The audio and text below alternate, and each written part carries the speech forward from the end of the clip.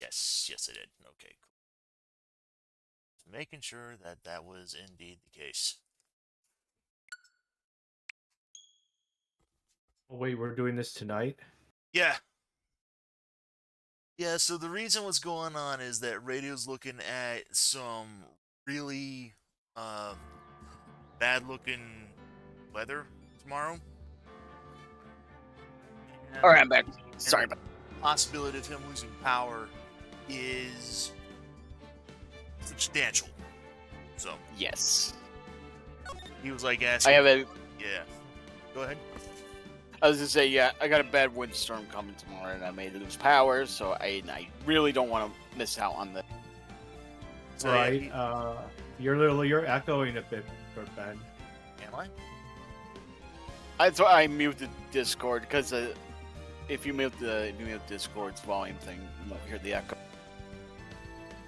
Huh. How am I echoing? I mean, cause we still can't hear the game, but we can hear like you were echoing on the mic on Discord.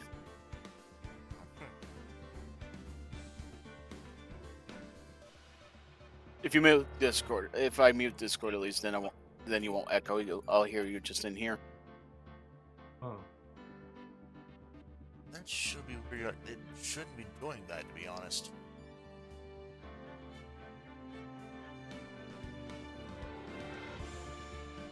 Yeah, that's so weird. I don't know why he keeps doing that. Like on Twitch, you're good. I don't hear echo on Twitch. Yeah, nothing I can do about that, unfortunately. That's fine. I mean, because like I said, I have the stream muted on Discord now. I don't hear the echo.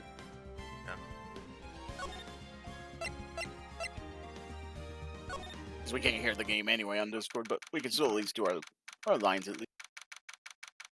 Anyway, February 10th, 1:06 p.m., District Court, Courtroom Number 7. Oh, and I guess. Oh, wait.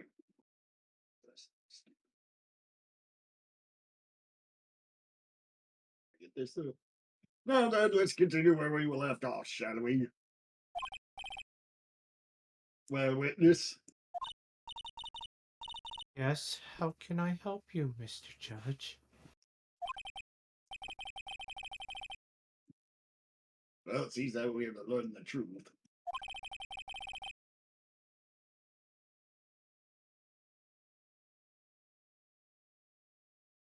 I need to hear your testimony. I have no problem with it. When you've seen what I have, sometimes the truth is better left unknown. In any case, let's hear your testimony. Tell us about the plan that was carried out that night.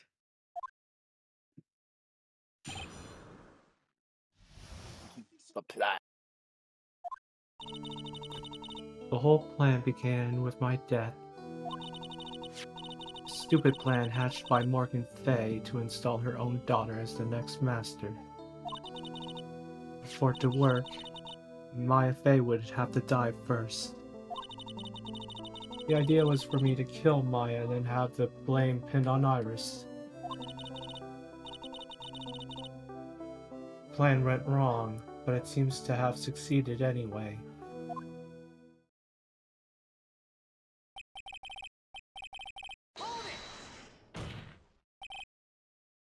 Wait a minute. Did you just say the plan was to kill Maya Fey? Yes, you have a problem with that? Yeah. Don't give us that nonsense. There's no way. Watch yourself, Trite. If you've got a problem, solve it during cross-examination. That's one of my rules. Mr. Dono is correct, and by the way, that's one of my rules as well. Kill Maya? Could it be true? Now we press every statement.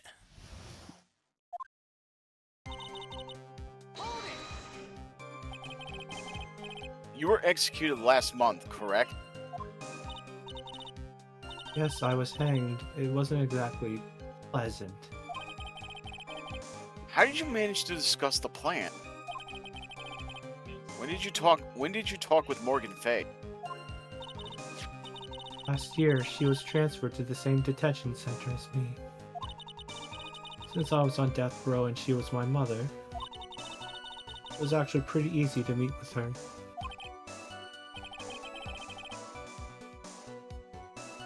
I see, so that's when you discussed the plan.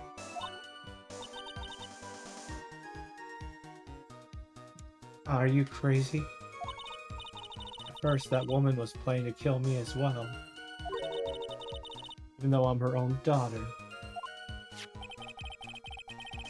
All to make Pearl Fay the master of Karain? She's a cold, twisted woman. She thought she could finally regain her lost honor. The honor she lost when her younger sister, Misty, took her place as the master. Ever since that day, she's been working on this plan. The plan, huh?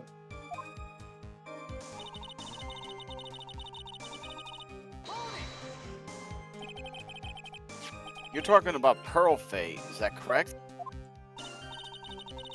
Yes, though at first she had high hopes for the two of us. You and your twin sister Iris. That's correct. Fortunately, neither of us had much spiritual power. That's why we were abandoned by her, along with our father. Abandoned? The only person I ever cared about in my life was myself. My sister was a nuisance, so I convinced my father to leave her at an old temple. You mean Iris? Yes, my father remarried a woman who also had a daughter. The less children you have, the more money there is to go around, isn't that right? And to top it off, my father was absolutely no interest in children in general.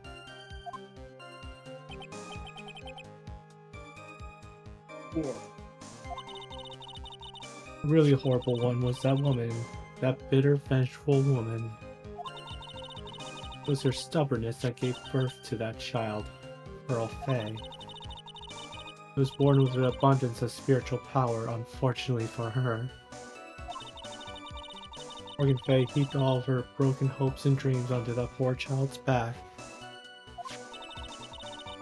All because her pathetic dreams of having her bloodline become the main family.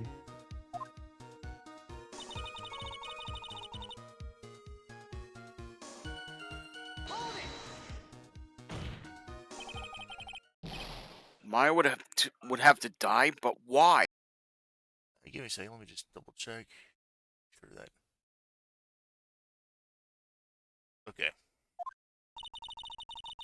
For our bloodline to succeed as the main family, thus making Pearl the new master. Remaining descendants of the current master had to be taken care of. But Pearls would never agree to a plan like that. She adores Maya. How sad. You still don't get it, do you? What Pearl wanted had nothing to do with it.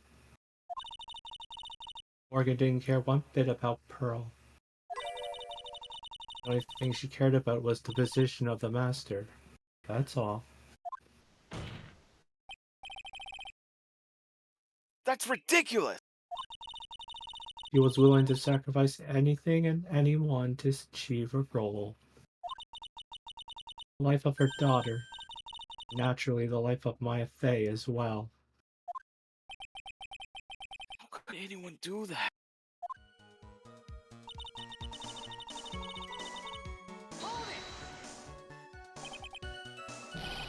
You were going to kill Maya? Pearl didn't need to know anything about it. All she had to do was follow the instructions in the letter and channel me. I would simply use her body and finish the job. In any case, I'm already dead and there's nothing any of you can do to me. I mean, I hate to admit it, but she does have a point. I mean, you can't exactly kill an already dead person. Yeah.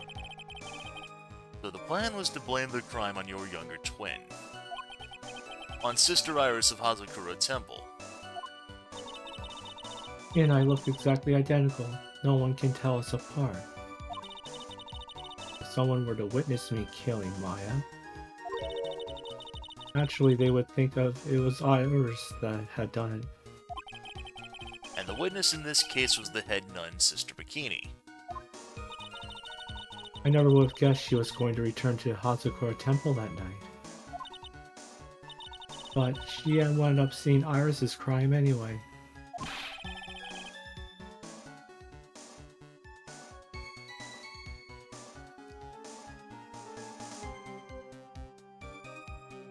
Did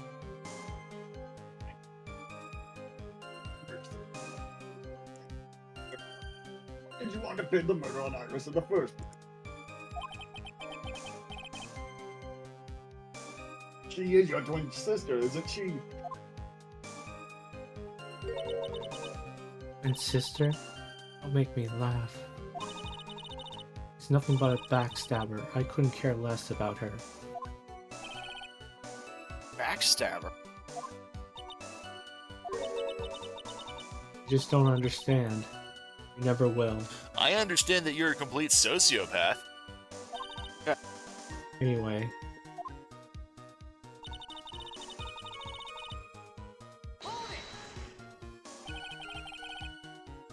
You think the plan was a success? you heard me. This is that woman that hoped. My Faye is dead. Now the title of Master will pass on to Pearl Faye.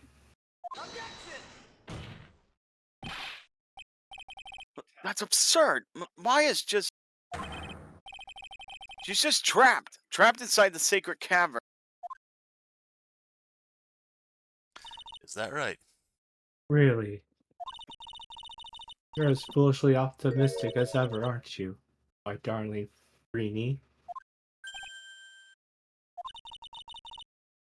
You know the truth. Do you want to know the truth?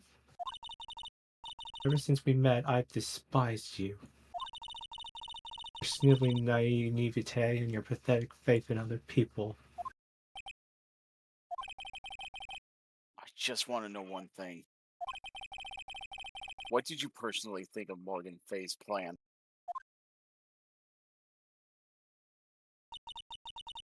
I told you already, didn't I? It was a stupid plan. It had no point, no value other than fulfilling her own greedy desires. Yes, it was certainly nothing to be proud of. That's how you feel. Why did you help her carry it out? Why would you do it?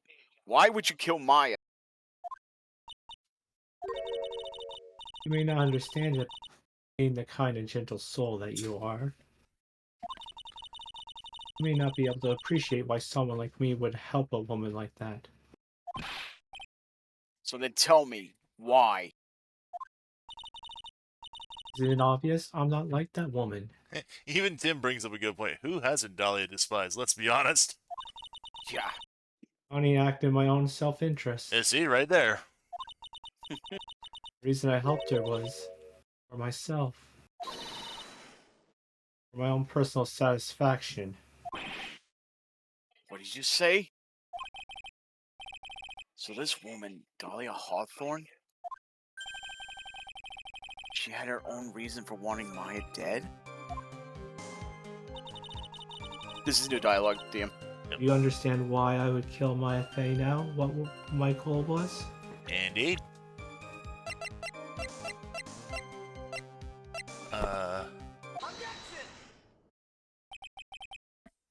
Could it be that your actual goal had nothing to do with Maya Fey herself? As I said, none of you have the power to punish me anyway. Because I'm already dead. Well, I had the same problem, you see. You can't punish the dead, and you can't take revenge against them either.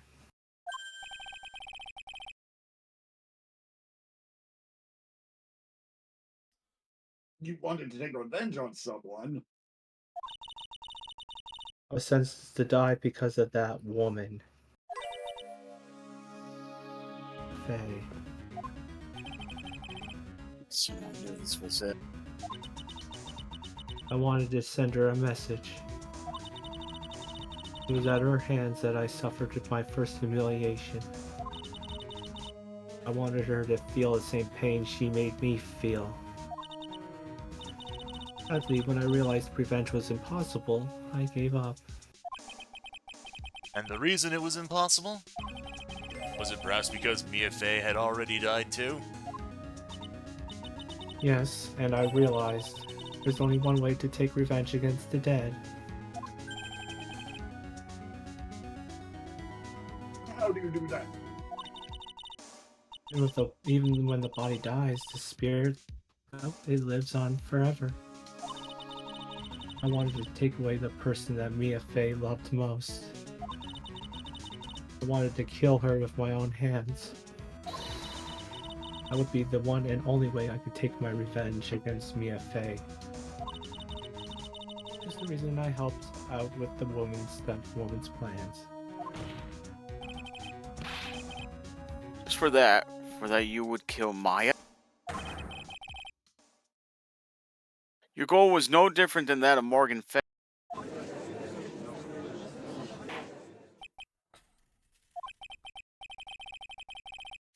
As they say, the apple doesn't fall far from the tree.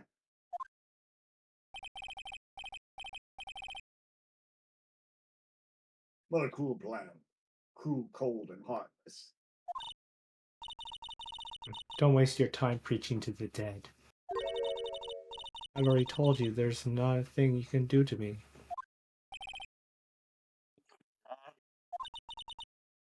At night,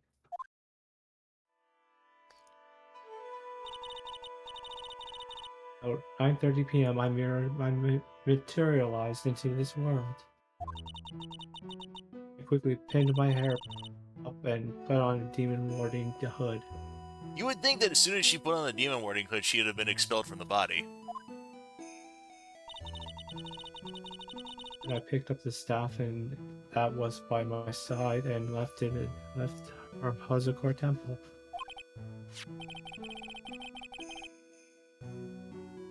So it was Elise Dotem who channeled her after all. That ridiculous head nun never noticed a thing. You left my Faye at the inner temple and wobbled back, clutching her poor old back. What did... Okay.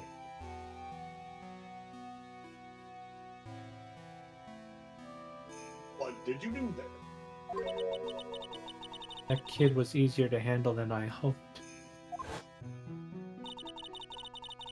I caught up with her in the front of the stone lantern.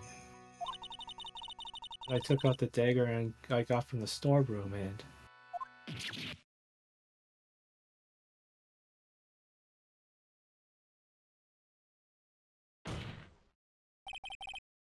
So then you're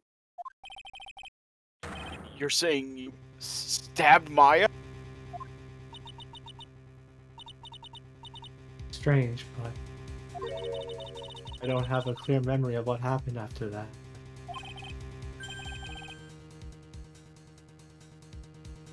What does that mean? No clear memory?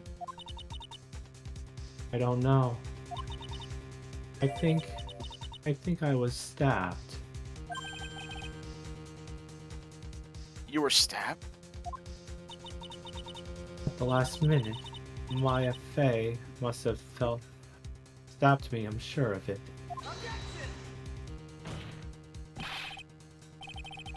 It's not like her at all. Maya wouldn't stab a French fry with a plastic fork. Anyway, I suddenly lost consciousness. Before I did, I scrawled her name on the lantern. Just as I was passing out, I wrote Maya behind my back. I had hoped it would cast some suspicion on her. Can't believe she was thinking of that until the bitter end. That's where my memory temporarily stops. It stops. I don't have any memory of actually killing Maya Fey with my own 2 hands. The very last memory was Maya's terror-filled eyes. When I woke up after that, I was in this sacred cavern surrounded by darkness. You were in the sacred cavern? The entrance was sealed with one of those trick locks. Somehow I had been trapped in there. How did you wind up in there? I'd like to know that myself. Anyway, I was worried. I didn't know whether or not Maya Fey was dead. I swore I wouldn't return to the underworld until I knew I had killed her myself. For a ghost, you're one tough cookie. I wanted to get out of there and make sure she was dead. But I couldn't do it. I couldn't get out. Trick lock stopped you, huh? I didn't know how to remove it.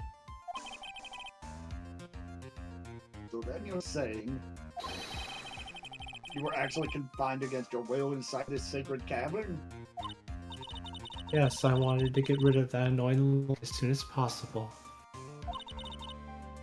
But it wasn't easy. I kept getting interrupted while I was working on it. Interrupted? It was early in the morning, but someone came into the training hall. What? Who? Could it have been Maya? I thought the same thing, but I couldn't see. Why not? If someone had spotted me, I would have lost my chance to take revenge. I made sure to hide myself at the back of the sacred cavern. That morning, only 2 people could have gone into the training hall. Maya and Pearls. Pearls went there to cover the hanging scroll and gravy.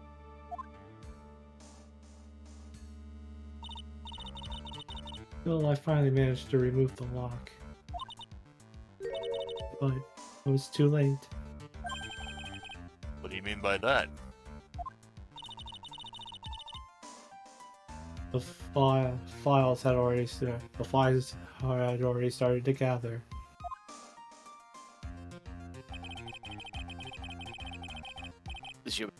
The bridge had been fixed and the police had started their investigation, correct?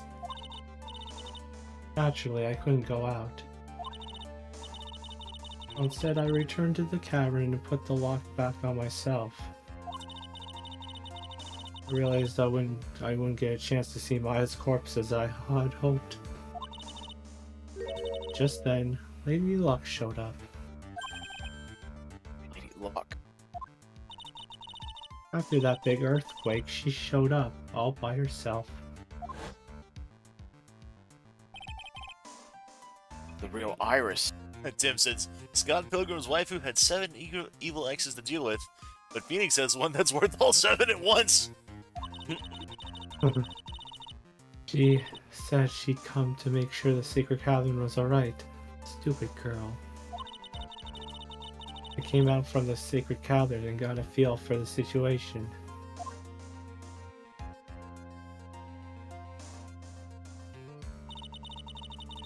I locked her away in my place.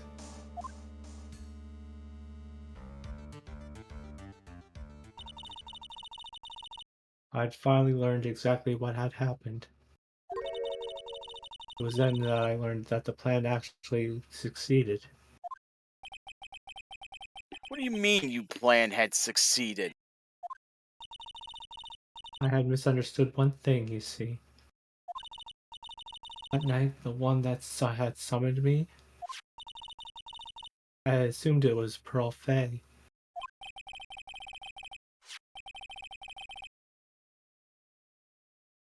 Well, of course, you would have assumed that. It was written in the instructions.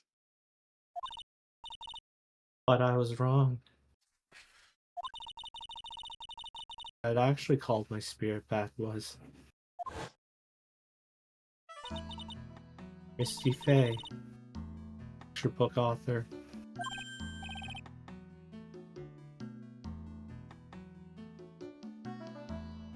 What? Well, that's really the only possibility, isn't it? After I lost consciousness in the garden, it was her body that was left laying there.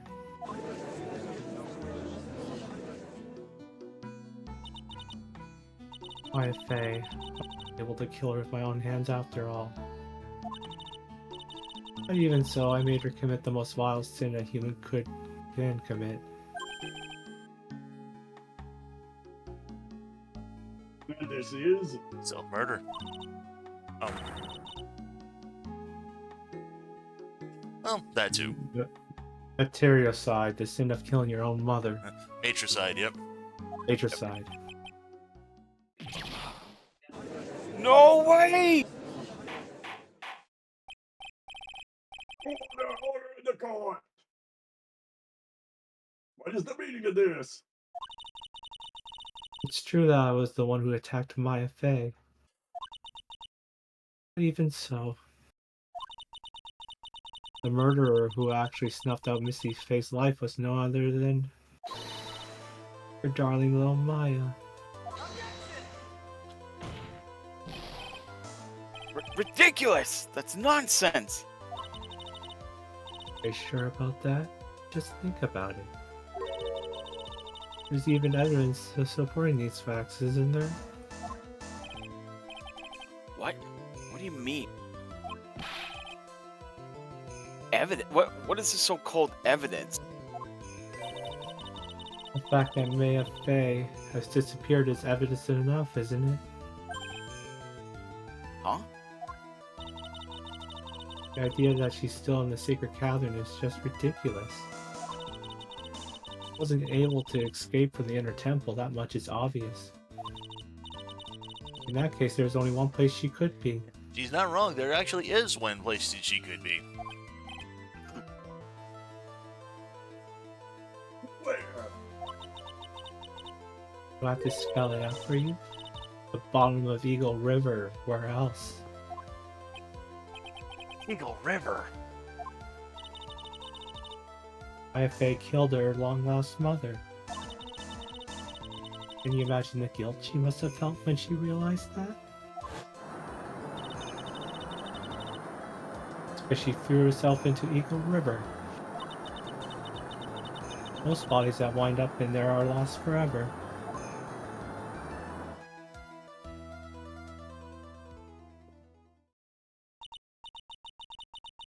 So what do you have to say now, Edie?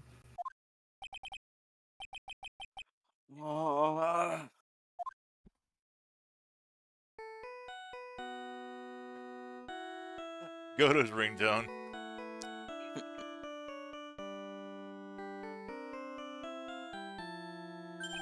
Oh, oops. Sorry, that's my phone. I'm gonna let that play out for a little bit. Just a little 8-bit theme of Goto's theme. Yeah, I'm gonna listen to Twitch.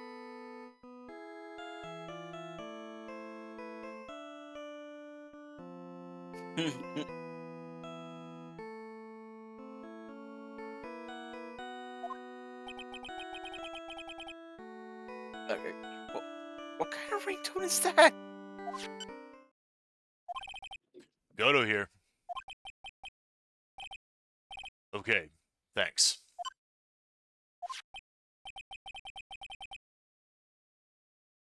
Was it something important? They just finished removing the locks from the sacred cavern. That's great. What about Maya? There was a woman in the cave. Was it Maya Fey? It was the accused, Sister Iris. Huh? Don't look so surprised. I locked her in there yesterday. I just finished telling you that. So, what about Maya? Where is she? There was no one else found inside the sacred cavern. Oh, I know what happened now. No, it can't be.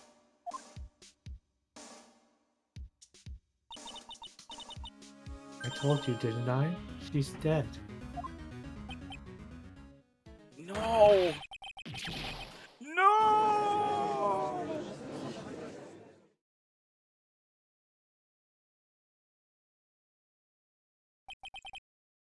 It seems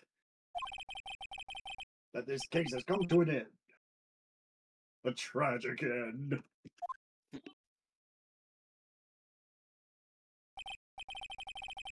Suddenly appears the killer of Elise is Totem. Totem, also known as Misty Fey.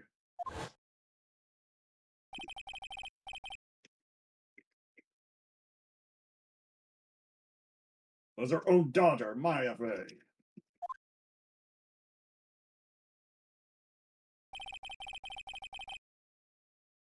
Overcome with guilt for what she had done. Maya Fey jumped to her death into the raging waters of the Eagle River. Can't be.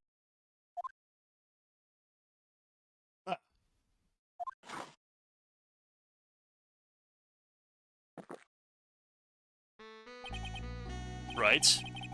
Have you ever heard this one? Once you eliminate the impossible, whatever remains must be the truth.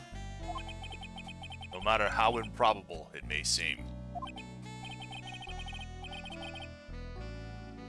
What is this supposed to mean, Prosecutor Noto? According to this witness, Maya Fey threw herself into the Eagle River. However, is that really the truth? Remember, this woman testified earlier that the bridge was already on fire when the murder was taking place in the garden. Which means if Maya had thrown herself into the river, it must have been from the inner temple side near the bridge. That's right, that's where she jumped from.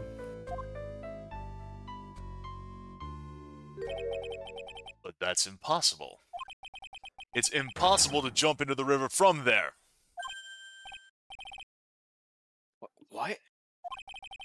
Don't get your panties all twisted up, trite. Just relax and think through the whole thing again. So it's impossible? Maya couldn't have thrown herself into Eagle River? Well, Mr. Wright. Miss Hawthorne claims Miss Fey threw herself into the river from the inner temple side.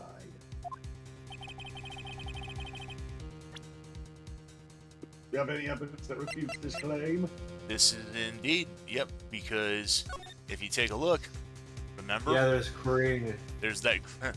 If she was to throw herself from the inner temple side, she wouldn't be able to land in the water. She'd be landing herself on the rocks below. Yeah, Yep. the ravine down below. And it's not just the map, there's also photo. So, Yep. Either one of these will work. It's impossible to jump into the Eagle River from the inner temple side. No one knows that better than this witness. Did you say? 11 years ago, you jumped into the very same river. Just take a look at this overhead map.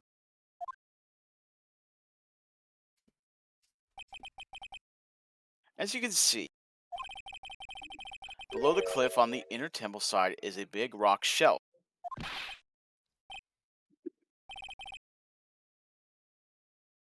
Ooh, you're right. She wouldn't have reached the river if she had jumped off from there. In other words, if she had jumped, we should be able to see her body in this photo. Ah,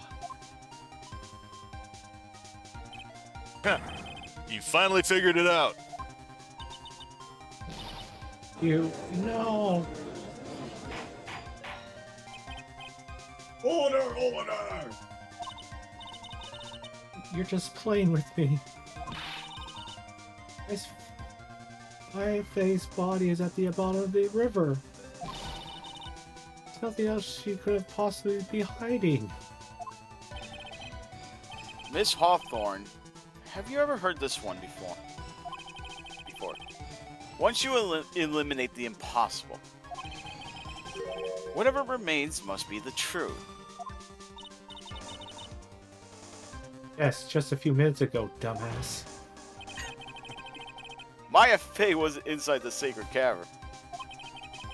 We now know that she didn't throw herself into the Eagle River. Correct?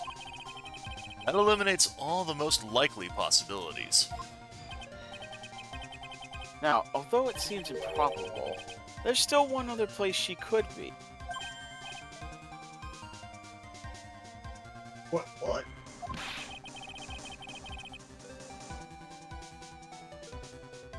What is this one possibility you're talking about? It's obviously a bluff. Where is the dead body then? Anyone want to take a guess before we move on? I think I think Dahlia's possessed Maya. Interesting theory. Let's see if you're right. Finally. I think the pieces are falling into place. Well, yeah, because Iris has been found locked up, so Yeah. I think that's Maya. And remember Or- in the first game, the deceased women of the Fey clan obtained their original image when they possessed someone. Yep. Normally, the living have no way to punish the dead. I think there's a way to give Dahlia Hawthorne the ultimate punishment. Should I tell you, Miss Hawthorne? Should I tell you where Maya is this very instant? Maya Fey is... In this very courtroom. There's only one possibility left. Namely, she's right here in this very courtroom. Maya Fey's here? You say that she's here in my courtroom? Dahlia Hawthorne, I seem to recall that you said I had misunderstood one thing, you see. What? But I think there's one more thing you misunderstood. What do you mean? Tell me something. At this very moment, who is channeling Dahlia Hawthorne? Why that's obvious. Pearl Fey, that pathetic little sniveling runt. Nope. You're wrong. Pearl's tried, but she couldn't do it.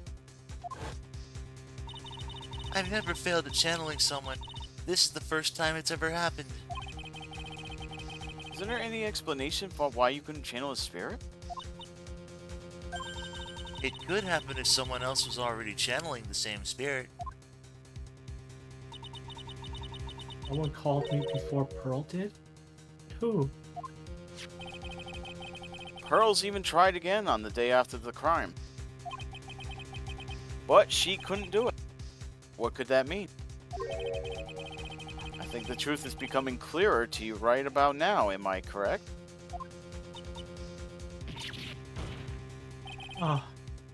It wasn't Pearls that channeled you. There was someone who called you before. She could... And that would be Maya. Yep, Maya Fey. This is an easy one. Pearls couldn't do it, and Misty Fey is gone. There's only one possibility left.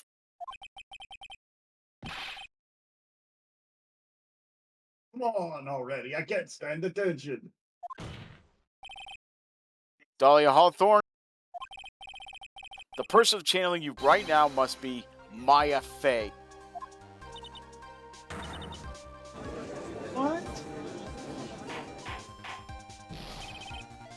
But how could that be? Because even if Maya is dead, no one else beside Pearl has spiritual powers.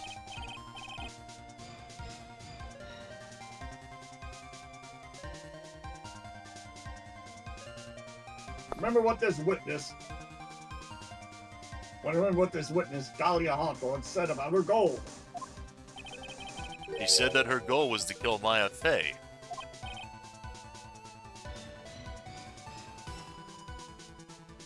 Yes, that's right. But if Maya channeled the spirit of someone that was trying to kill her, Ha! Holograms, what would happen?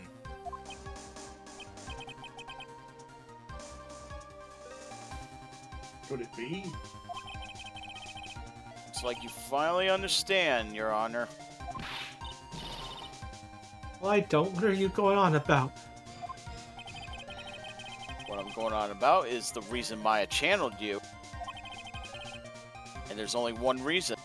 To protect herself from you. To protect yourself? From me? Yes. On the night of the crime, you were only interested in one thing. Killing Maya Fey. Path back to Hasakura was closed off, and there was nowhere for her to run. So then the problem became, where would be the safest place to hide? Ah. You mean that's when she channeled me?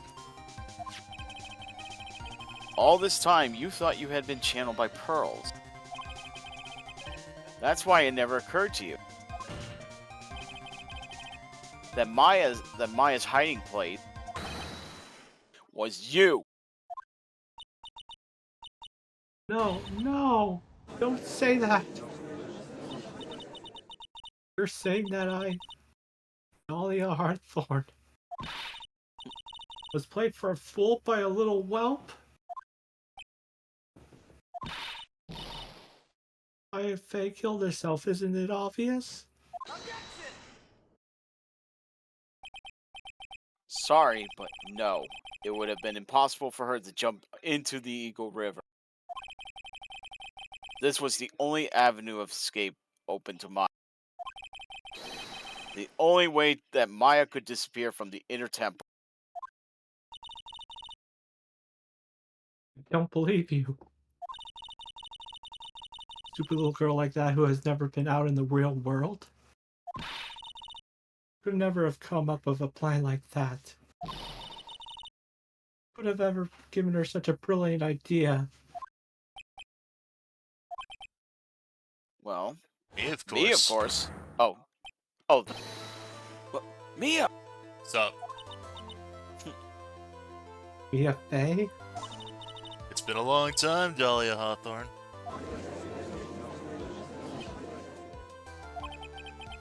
It was true. It was you. Yes. Ha! You're something else. But what? What are you doing here? That hair. It's Pearls, right? Tell me something, Dahlia.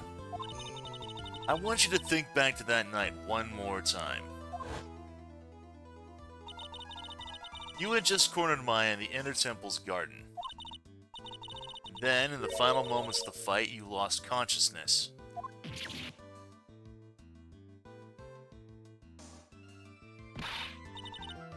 I was stabbed by Maya Fey.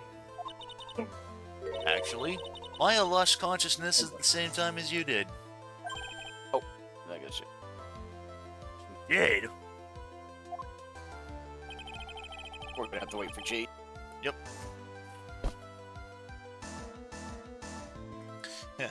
Tim says once again, Pearls gives us the deluxe booba option. Tell down, Tim. She's underage. As soon as it was like with the R's being in the sacred cabin, it's like, yeah, that's definitely Maya being possessed. Yeah. And I never thought that she, I mean, it was easy to tell because she doesn't have the brown hair. They're Yeah. not being possessed by her. Pearls is underage, but Mia's far from it. Not surprised. Not terribly surprising since she was about to be killed. When she woke up, she was in the training hall. That's when Maya decided she needed help, so she channeled me. She explained in a memo the situation she was in. She asked me what I thought she should do.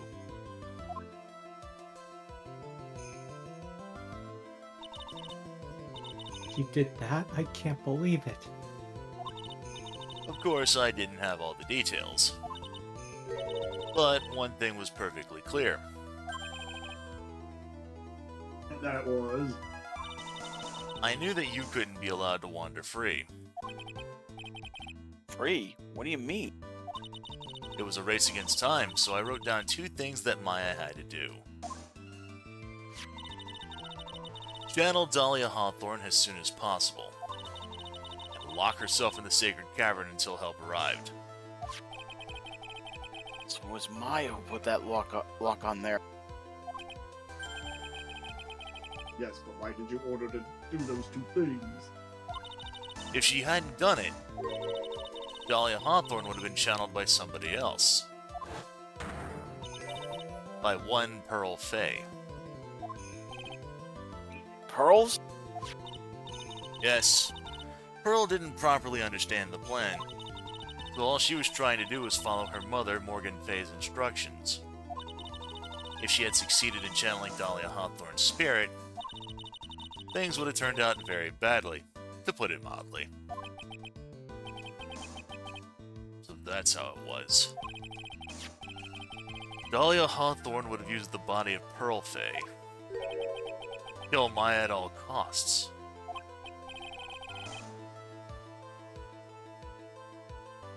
Yes, it certainly sounds like that was the intent all along. How dare you? I won't forget this.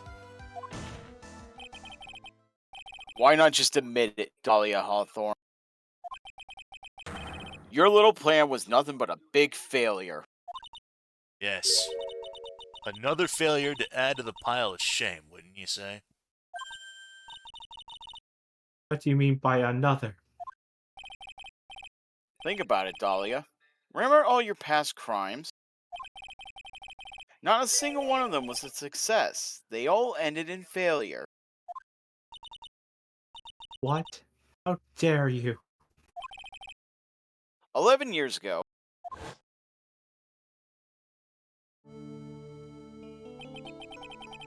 the fake kidnapping. Your very first crime.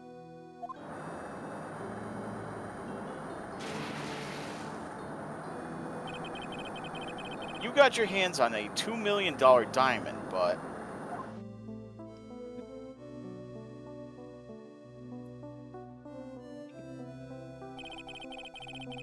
after Terry Falls escaped and went to meet with Valerie Hawthorne, the truth was exposed. Shut your mouth. That wasn't my fault. It was because of that stupid oaf of a prisoner and that weakling of a policewoman. And then, 1 year later, you tried to kill me. Well, I'm still alive, but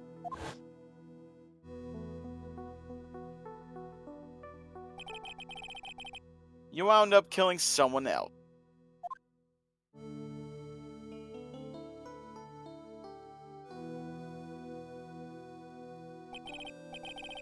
As a result, you were sentenced to death.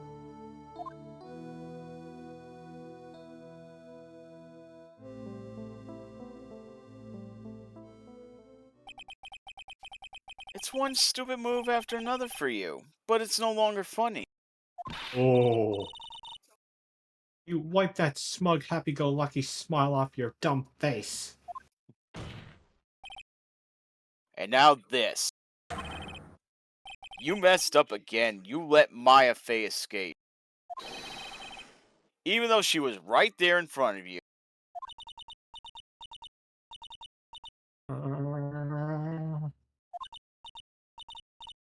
Maya Fey. Maya Fey, Maya Fey, Maya Fey! Actually, it's Mia. Yeah. Mia, you spinster. I was supposed to kill Maya Fey like I swore I would. If only you had gotten this spike-haired jerk the guilty verdict. I wouldn't have been hung to death. Probably not, and she probably would still be killing people. True. But I think you finally understand, Dahlia Hawthorne. You will never defeat me. What did you say?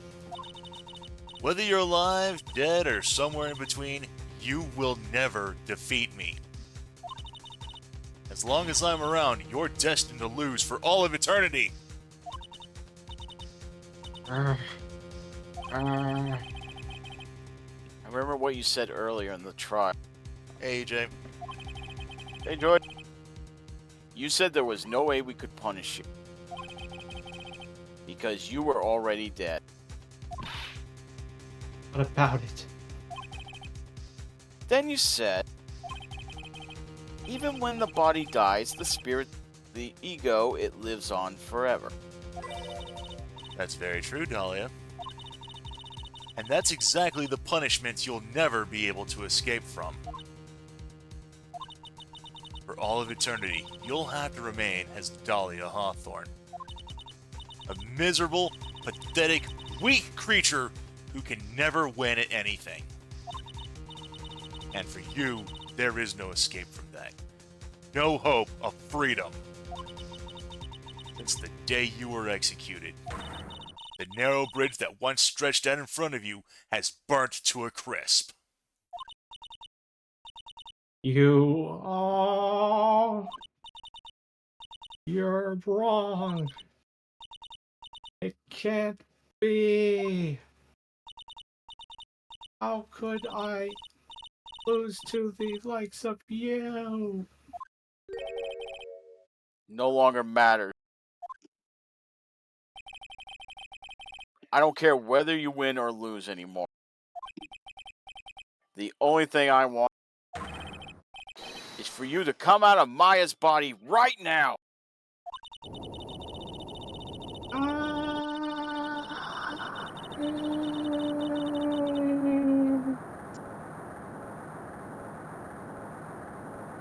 Oh, God, that's actually a little creepy.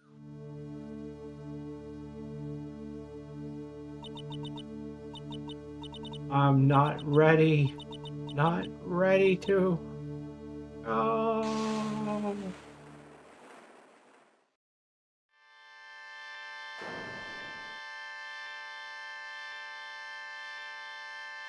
It's good time to play this during Halloween month.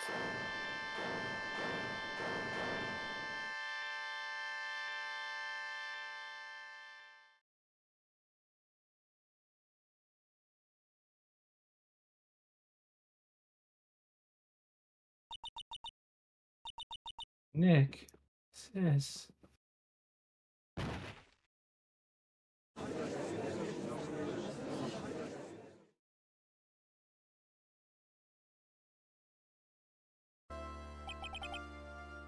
Now then. I assume you are the real Iris. Yes, I was just rescued from the secret cavern.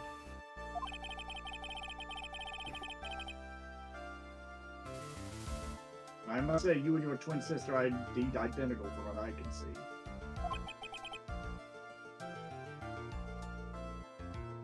In any case, it appears that everything has finally been cleared up.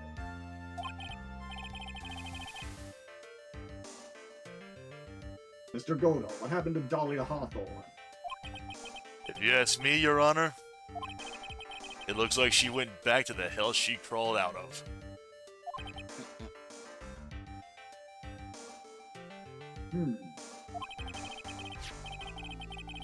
Appears that Misty Faye wasn't the only victim of this crime.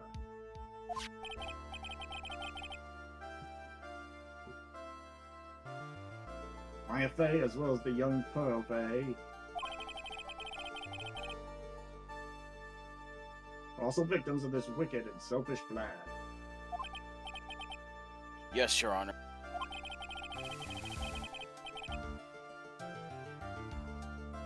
The tragedy of Median Valley has finally come to an end, it seems.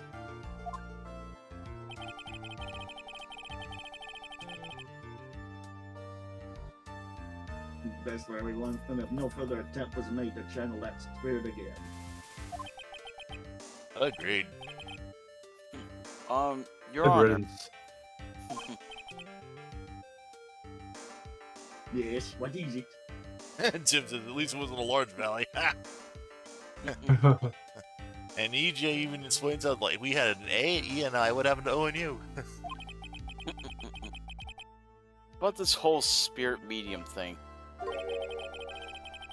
It's almost weird how comfortable you seem to be with the concept now.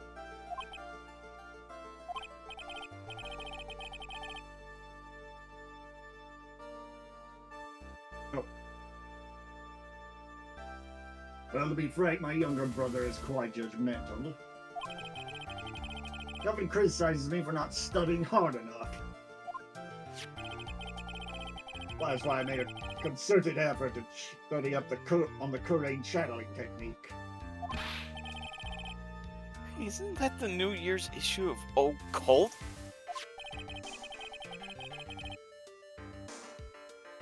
I've seen quite a few things in my many years on the bench. All that time, I finally learned this one thing. Each case is different, but takes place in its own world, if you will. In order to fully understand that world, first we have to immerse ourselves in it completely. And that's where my brother and I used to differ. Never thought of it that way. This is one of the reasons why I love the Judge as a character. He may be a bit scatterbrained and a little cookie, but goddamn, he's got some profound wisdom. Yeah. At any rate, it's time to pass judgment in the case of Iris of Hazakura Temple. Objection! Yeah, with wisdom comes age. With age comes wisdom. Oh, what's going on with Godo? You're a little too fast with that gavel there, Gramps. What do you mean by that, Mr. Godo? This trial, it's not over yet. That's what he means. What? Right? Remember what Miss Evil Spirit said in her testimony? Aunt Dahlia's testimony?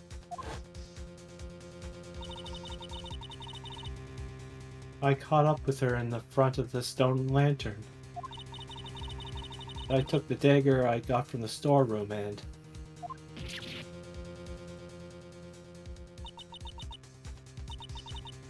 It's strange, but... I don't have a clear memory of what happened after that. I think I was stabbed. EJ even points out, like, seen quite a few things in my years. Why would an exorcism take place in a courtroom? I mean, good question on that. But that's pretty much more or less exactly what happened. Yeah. Just as Dahlia Hawthorne was about to attack Maya, she was stabbed and killed by someone. Yes, that's right. The person that was ultimately killed was the spirit medium that channeled Dahlia. Elise Dunham. No. Misty Faye. But who killed Misty Faye?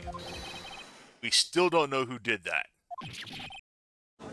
This isn't over?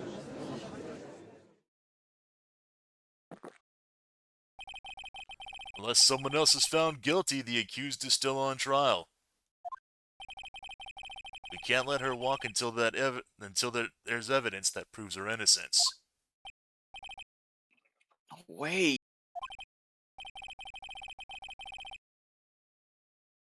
But this court isn't prepared for any further testimony.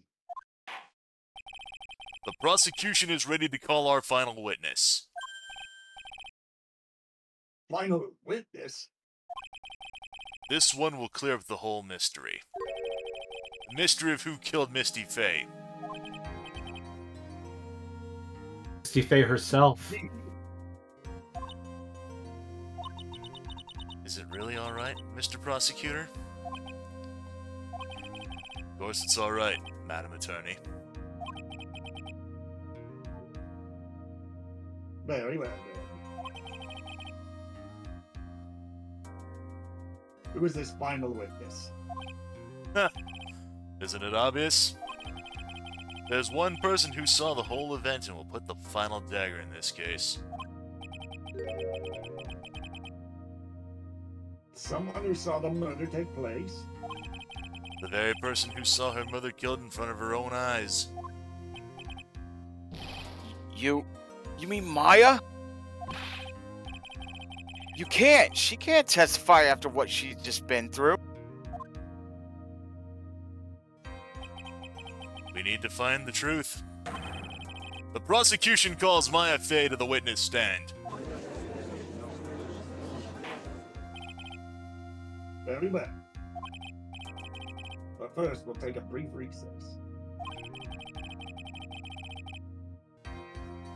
We'll have to wait for Miss Faye to recover before stubborn. Once we receive the doctor's permission, we will proceed with the trial. Hey, Trite. I've got something to say to you, so listen up. What is it? I don't think much of you as a lawyer. It's always the same with you. You somehow manage to just squeak by without even a faint understanding of the case. Some beautiful woman always has to come dashing in at the last minute to bail you out. You've got some nerve. That's not gonna happen this time. This time, you're gonna do this by yourself. That's enough. This court is now in recess.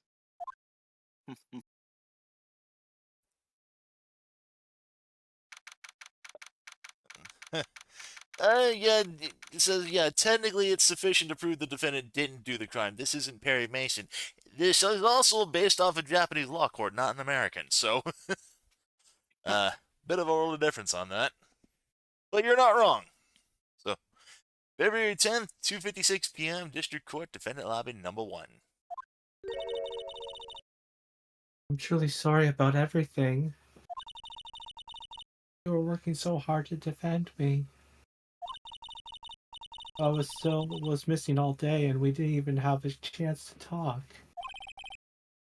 She's right. When I met Iris at the training hall yesterday, they had already switched places.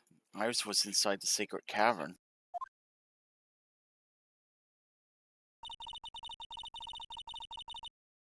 I wanted to at least be in the defendant's box today to root you on.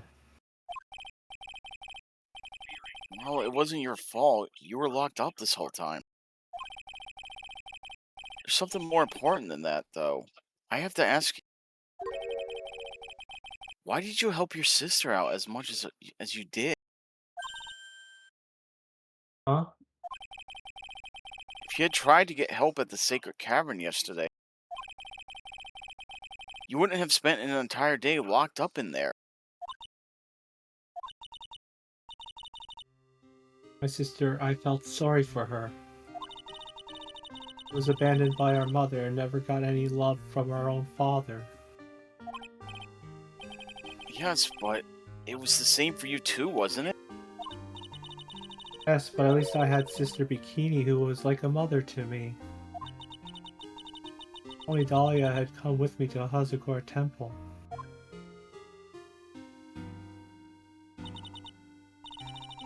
I always loved her. Dahlia was always so smart, so strong, she never complained about a thing. That's why I promised her that I would help her. Are you talking about the fake kidnapping case 11 years ago?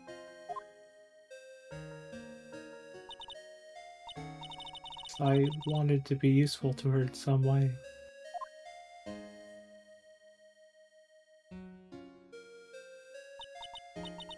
But as usual, I was too cowardly. At the last minute, I ran away. Because of that, Aya's stepsister Valerie ended up.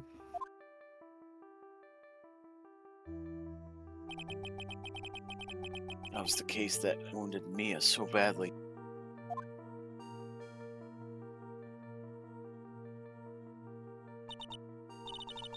But things didn't end there, of course. Some people suspected that my sister was involved in the murder. Some people? You must mean. Yes, two defense attorneys. Mafe and Diego Armado. After poisoning Mr. Armado, who was getting too close to the truth, Sorry. Dahlia even tried to kill that person who had unknowingly hid her poison for her. You. That's right. Iris. There's one more thing that I have to ask. Yes? What is it? On the night of the murder, the person that cleaned up the corpse of the victim, Elise Dotem, was it really you? Yes, it was me. That night after I rang the lights out bell,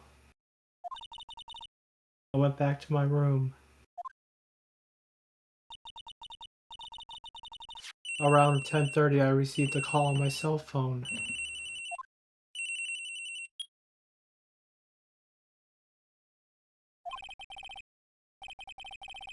There's a problem. Is that It's, Come to the Under Temple right away. I got on the snowmobile and headed for the Inner Temple. But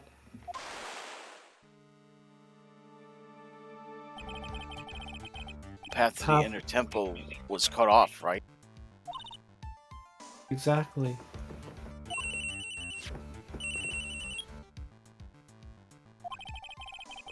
Just leave the body here. So you've got to do this exactly as I say. Got it?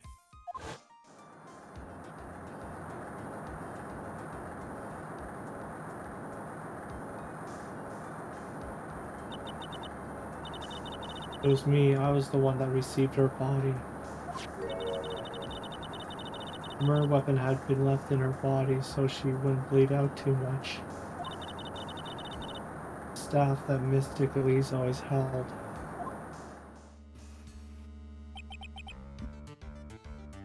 I knew. So the actual murder weapon was the staff. Yes, that's right. I brought the body back to Hazakura Temple on the snowmobile.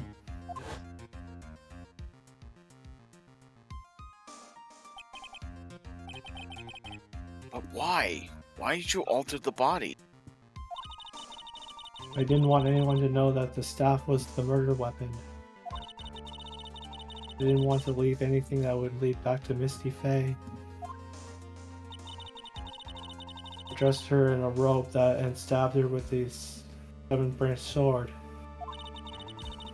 wiped the blood off the staff's blade and left it next to the on the ground.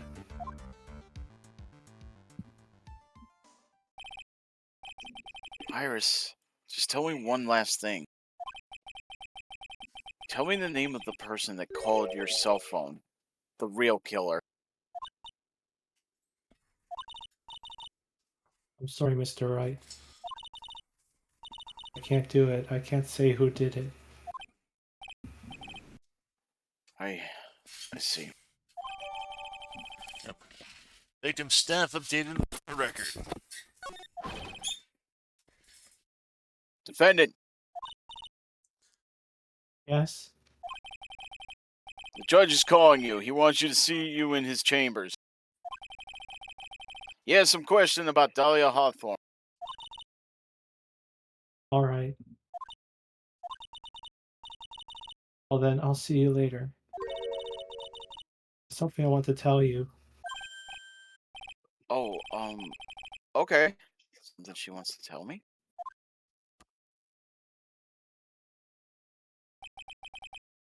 Switch term.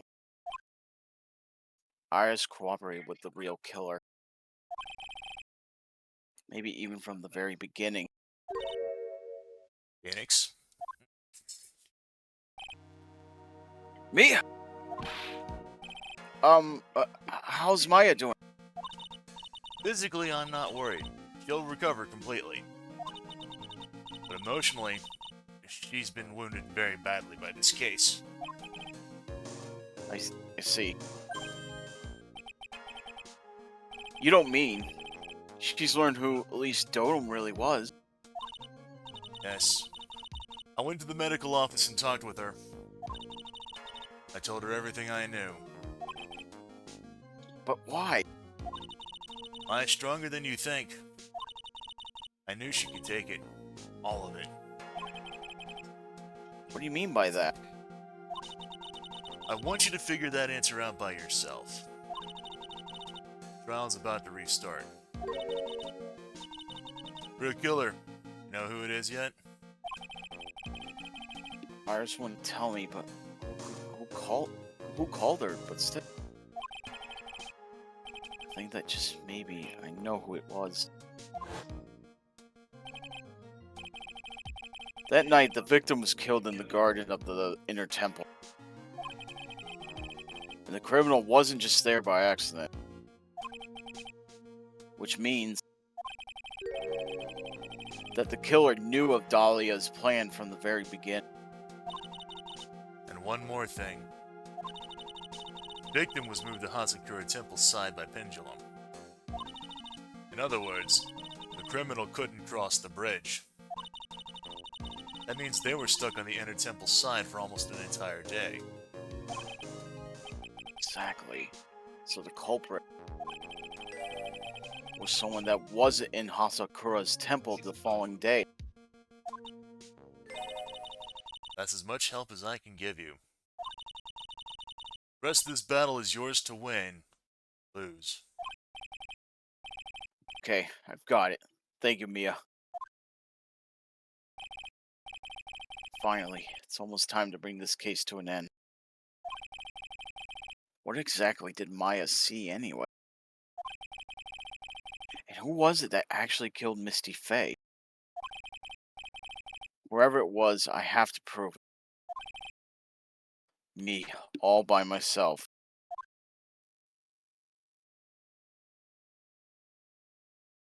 Alright, I'm gonna grab another water, so I'll be right back. Yeah, I'm gonna do the same thing.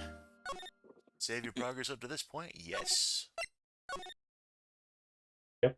We will go ahead, we will take a short break, and then we'll go ahead and we'll come back in and we will see this case right through to the end.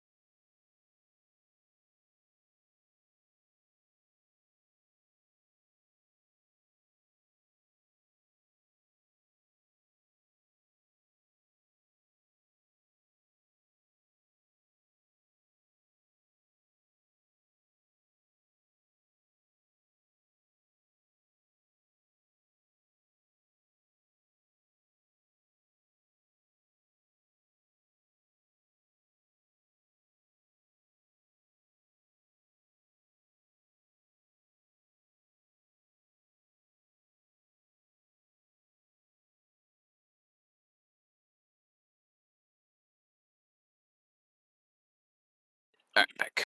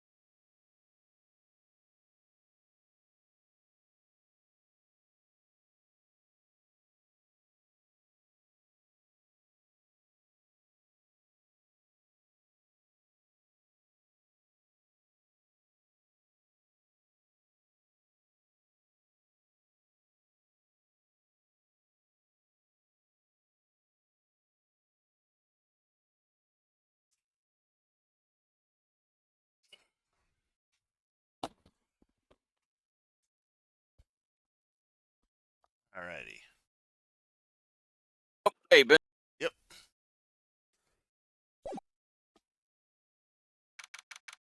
Y'all back? Trying to finish this. Yep. February 10th, 3:36 p.m. District Court, courtroom number 7.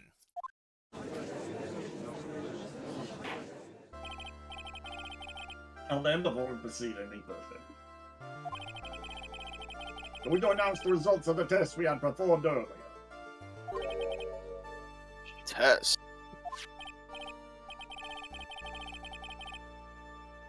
Yes, tests. On the bloody dagger that was found stuck in the pine tree.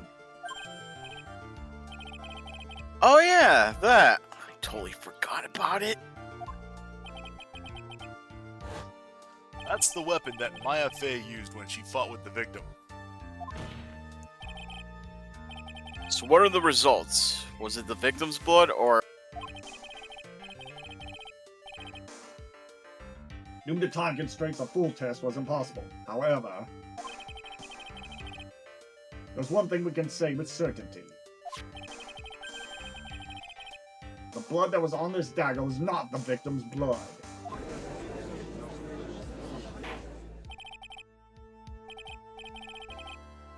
That is all. Now then, let's restart this trial.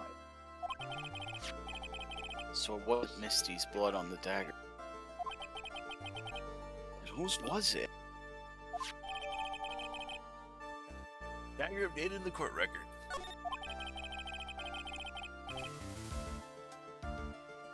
I'm sure both the defense and the prosecution knows this, but this trial is rapidly coming to a close. Both sides will need to show some firm evidence with their claims. I understand, Your Honor. From what I've heard, the witness is dangerously weak, physically speaking. So let's finish this quickly. Agreed.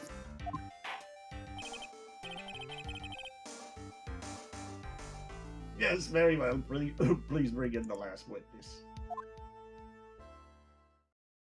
And it's my...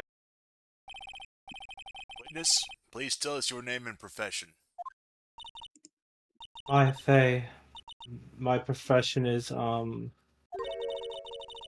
the assistant manager at the Wright & Co. Law and Office. Maya. According to the magazine I have here.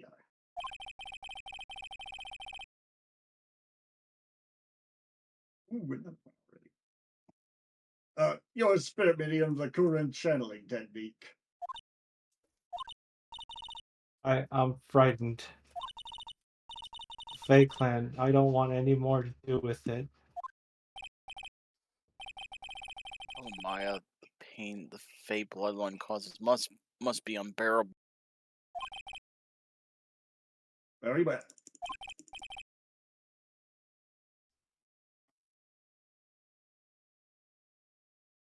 Now then, Miss Fay.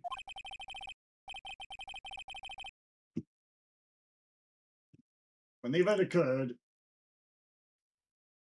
you were in the garden of the inner temple.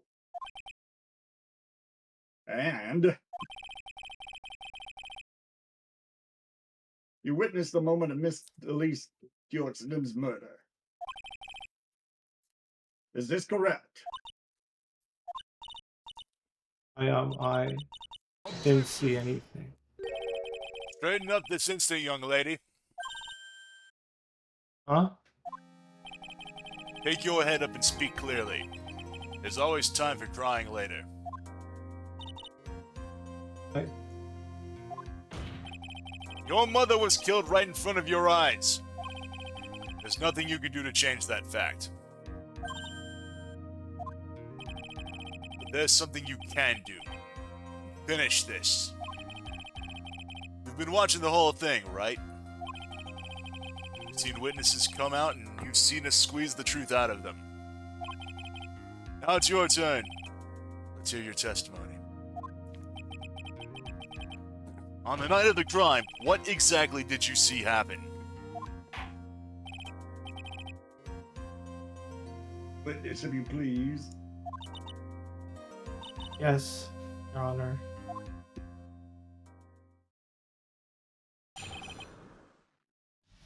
This is finally our wife returned. I was passing through the garden on the way to the spare prep room when it happened. Suddenly someone struck me over the head. I stumbled and ended up against a stone lantern. I think I screamed, "Help me." And something warm splashed over me. That's when I lost consciousness.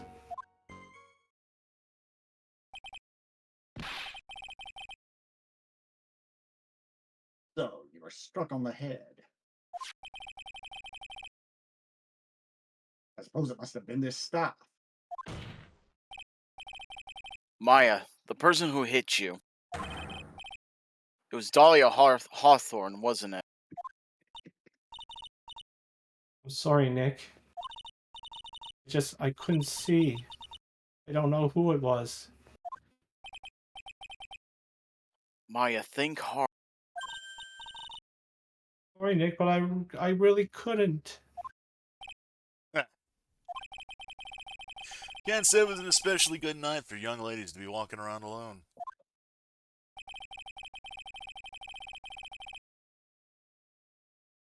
Seems that it will be hard to determine the criminal through testimony alone.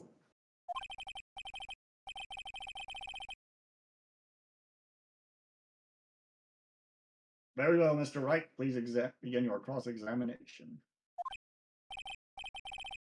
Maya, hang in there. She doesn't look well at all.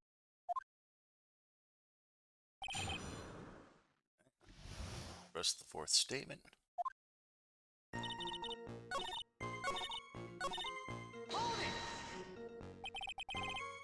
You think you screamed, but you're not sure.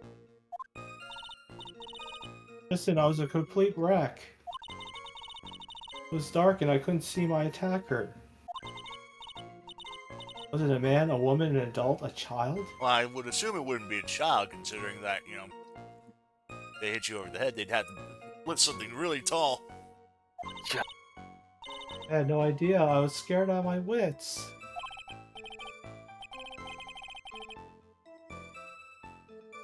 You mean, my dear, I'm certain I would have sprung my robes. That was a mental image there, Mr. Judge.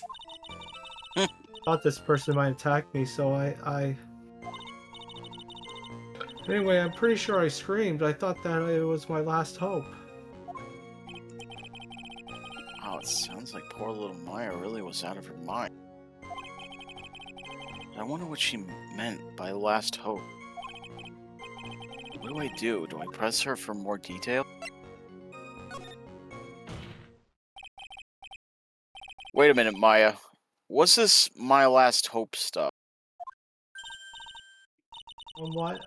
What do you mean by your last hope? No, that's what you said. You said my last hope. What? I said... What? Look, you were facing an attacker that you couldn't see and you screamed, right? You screamed, "Help me!" Yeah? But you testified that you screamed that because you thought it was your last hope. Oh, well, you know, that's like, what do you call it when that happens? Maya's not doing so well up there. Yeah, Oh, that's right. I remember now. I was facing my attacker, but that's not who I was screaming at. What did you just say? Yeah, that's right. It was the person behind my attacker that I was yelling at. That's who I was screaming to for help. Ah! What is it now? I messed up. I didn't mean to let that slip out. Huh?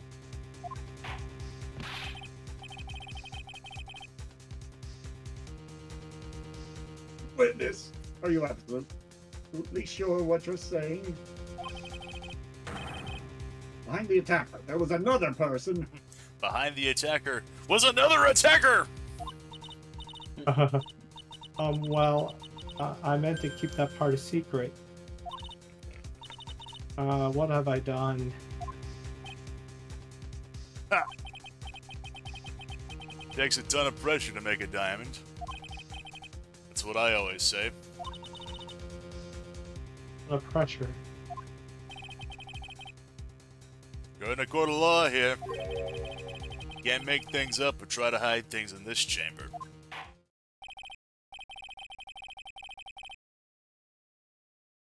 Witness, the information you just prepared is vital in this case.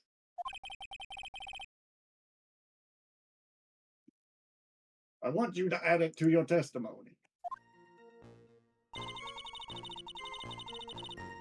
This is Yeah, new. this Dude. I Yeah, could look. see a man behind my attacker by the light of the stone lantern.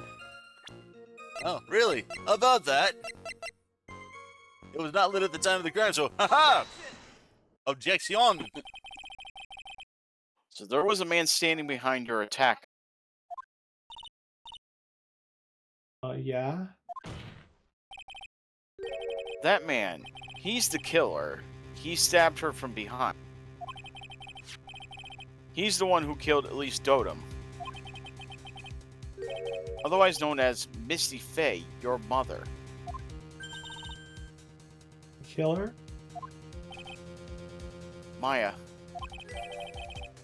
you know who killed your mother, don't you?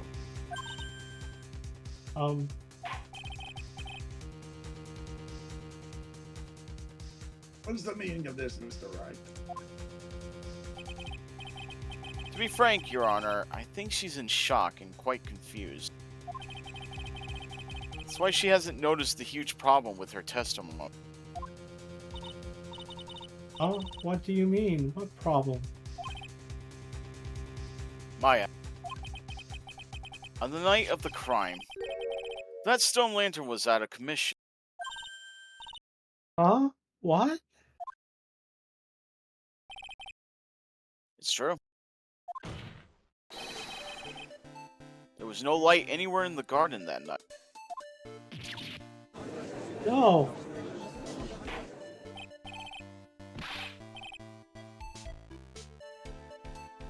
Order in the court. Mr. Godo, explain this.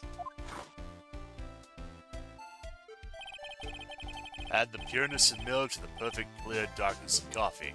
Stir. That is the state of the witness's mind right now. A cup of cafe au lait. Or cafe au lait. Cafe au lait. Is that even legal?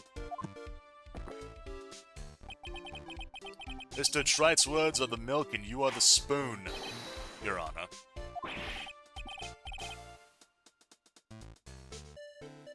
I'm a spoon. I'm no spoony bar, I'll have you know. So yeah, fun fact about Final Fantasy IV. Spoony really was a word. They actually went and checked that. Oh, it's You must have noticed it too, Trite. This witness's mental state is highly unstable right now. It's not hard to understand why she would make a little mistake like that. sorry, but that's not going to cut it. What did you say? If there truly was no light in the garden, then there's a faulty contradiction in the witness' last bit of testimony. Fatal. Fatal contradiction, yeah. Oh, fatal contradiction. Oops. Nick? May I recall the witness's statement about her attacker? She said that she didn't know if it was a man or a woman, an adult or a child. And yet, the witness could describe a person that was standing behind her attacker. And she quite clearly described him as a man. In other words, that would have to mean that Maya actually saw our mysterious person. Despite it being so dark that she couldn't see the face of her own attacker. No!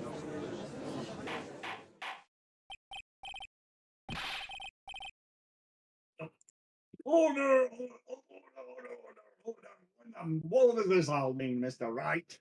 She's a man, baby! You say Miss Faye is on the real kill under pitch black conditions? You say she had night vision? Right. Do you have any idea what you're proposing? How could she have seen in the dark? Does she have night vision? I know I'm stealing the joke that Jay just made. There was no other light source at the scene! Are you sure about that? There are some things that you can only see in the dark, Mr. Goda. It's night vision. Yeah. Maya, you did see who the killer was in the dark. And now, you're trying to cover for him. Cover for the man that killed her mother. There's only one conclusion I can draw from this. You know who this man is.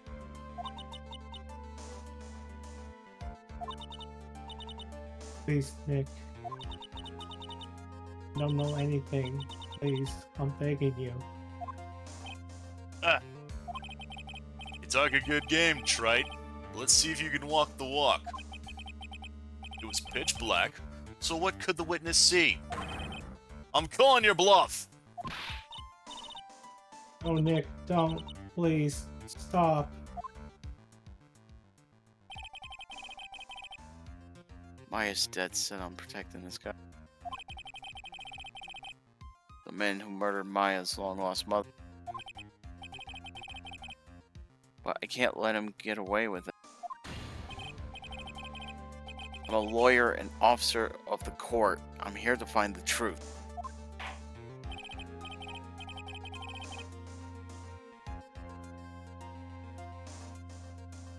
All right, Mr. Wright. Time to show us what you've got.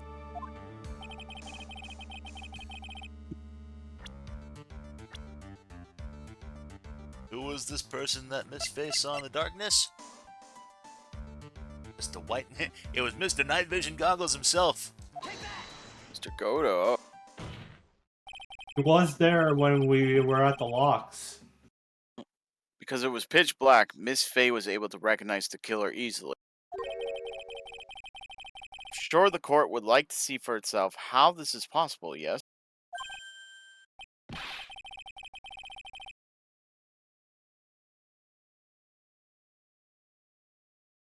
Oh, yeah. What? But how do you propose to show us something like that? It's easy. We just need to recreate the condition of that night. Conditions? Your Honor, the defense officially requests that all the lights in this courtroom be turned off.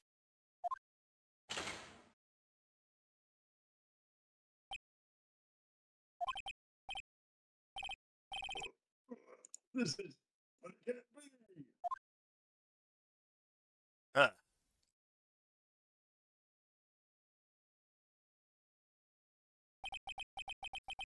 Was a nice bit of deduction. Right.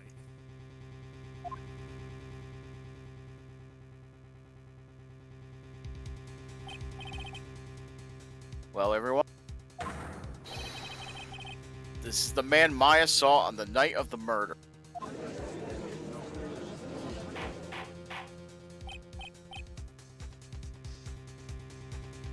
Order, order.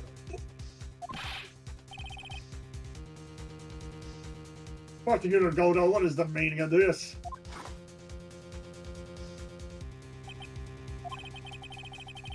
No. Surely you must be shocked to hear yourself of accused of such a thing. Why aren't you denying it? Ah. Your Honor, you're asking the wrong person.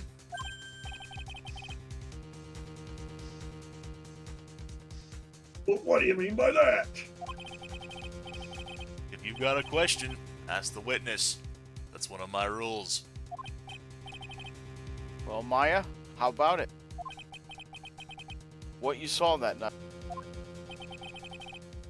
Was it 3 glowing red lights?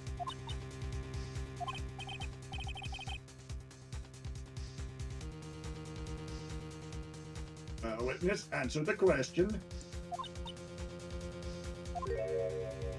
You're wrong. I never saw that. Maya! The person that stabbed my mother was a man.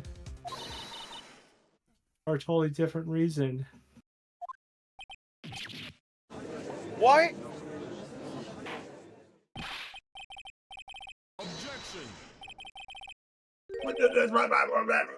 Stop your chattering, Your Honor. Chattering. If it's worth asking, ask the witness. It's one of my rules. All right. Now then, let's continue with the testimony. Please tell us how you knew the killer was a man. Yes, Your Honor. I didn't realize it until after I woke up, but...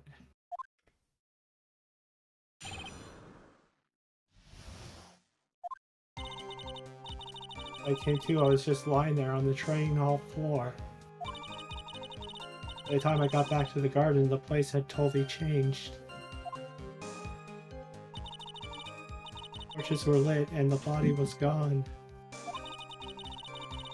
The snow around the snow lantern had been carefully cleaned up as well.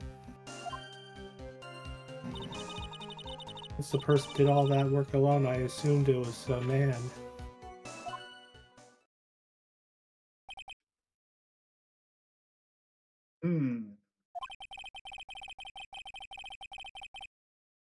So after the crime took place and the witness came to think the killer was a man. Yes, that's right. I'm sorry, Your Honor.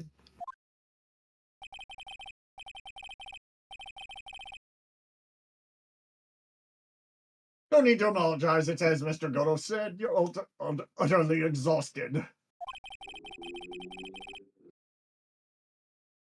It's only natural that you would be a little confused.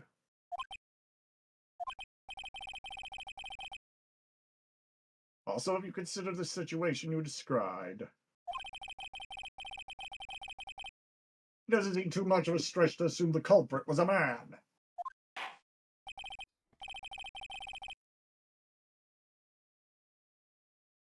Mr. Wright, proceed with your cross-examination.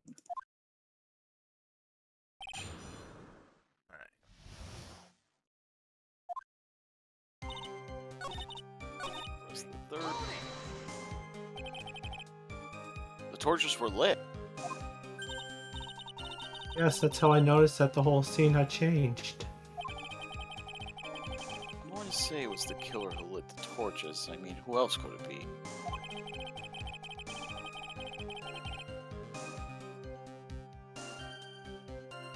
The killer probably lit them since it'd be impossible to do any cover-up work in the dark.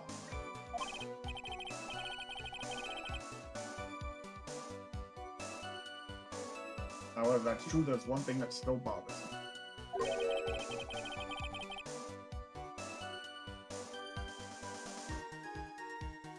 Why did the killer go to the effort of removing the body? That's true. It's hard to see how that would be of any advantage to the killer. The only one who would gain anything from that would be the only person that was at the inner temple, Maya.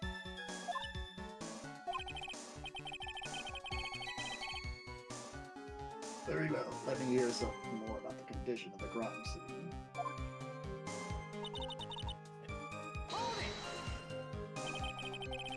So you're saying the killer cleaned up the snow?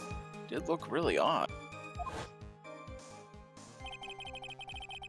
Snow was removed in an unnatural-looking rectangular shape around the lantern.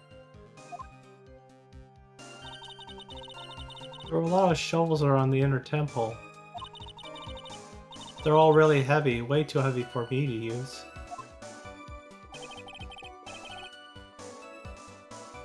Young fellow would be this killer. Why on earth would anyone want to take snow away? Well, there's one thing I can think of. Didn't you say that a lot of the victims' blood sprayed onto the snow? Yeah. The area I collapsed in ended up being splattered. In other words, Kill's purpose was to loot the bloody snow. Oh, hide. Sorry, hide. I couldn't read that red word there. So, I think that's the most reasonable explanation. Oops. I'm not even gonna go off of that. I know. The snow? I How? said the- How? Oh my! Perhaps. I don't know why I thought it. It's bothering me. There's something just bothering me.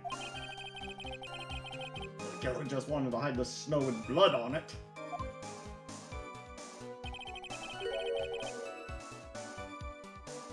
There was no need to remove that amount. That's true. He could have scooped up just the snow that was stained with blood. You might think that. There's a reason.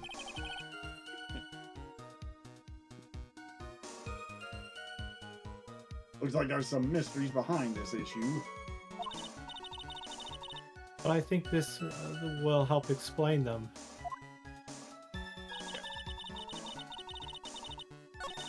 Yeah, now I want you to press the second stick. Yep. And she won't go into this until we reverse the third and the fourth. Naturally, the killer must have done it right. Yes, I think so. But why would the killer tamper with the crime scene like that? There must have been something that the killer desperately wanted to hide. Truth is, when I saw the crime scene, I felt something.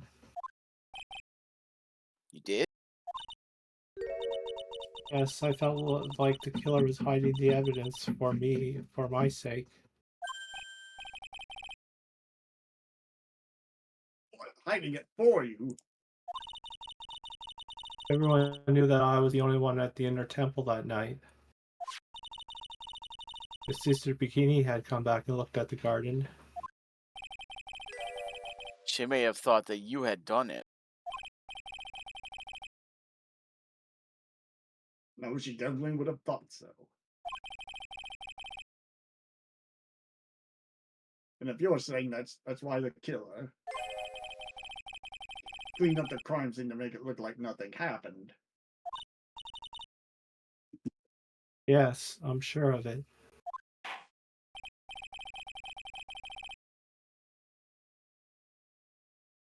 Well, that's certainly an important piece of information. I want you to add that to your testimony. Of all things, you know what that I just randomly reminded of? Mhm. That scene from Alice in Wonderland where the Red Queen is holding court, or the Queen of Hearts is holding court, and she asks the March Hare, "What do you know about this?" And the March Hare is like, "Nothing at all. Nothing at all. Nothing at all." And then she turns to the king, "That's very important." Yes, Your Honor. This is no dialogue, dude. I think it was for my sake the killer cleaned up the evidence of what happened.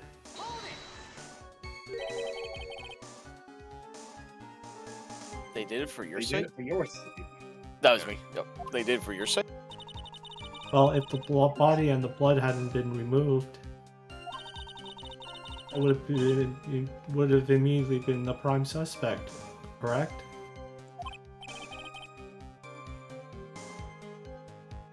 I suppose that's true. And if that happened, the body would have caused some other problems, too. If real identity had come out right then, it would have been terrible.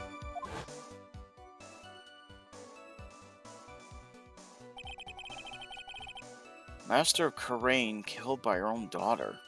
I don't think Maya would have been able to handle it.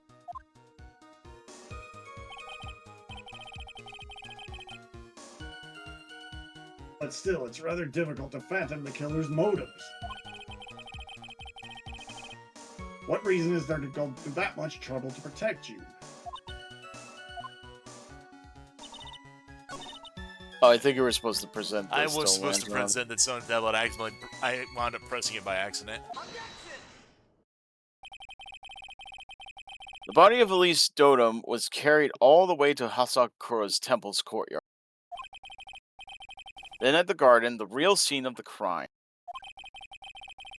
The snow that we suspect was covered in blood was scooped up and removed. It's reasonably to believe all this was done in an attempt to hide the true crime scene. However, there's still one matter that seems somewhat odd. Oh? And what would that be? You must figure it out by now, Mr. Goda. It's the message written in blood on the lantern. It was written very clearly on the white stone lantern. Maya. Ah, If the killer was so motivated to protect Maya from suspicion, then why didn't they wipe the writing off the lantern?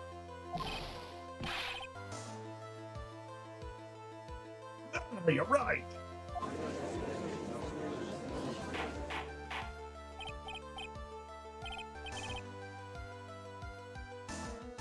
Order, but Mr. Wright. Isn't the fact that the killer was trying to cover up the crime scene? Indeed, but it doesn't make much sense to move the body and remove the bloody snow. Then not wipe off that most incriminating thing of all, the bloody writing. But if that's the case, you have an explanation for the killer's mysterious behavior? Yup, because remember, he said he couldn't see that.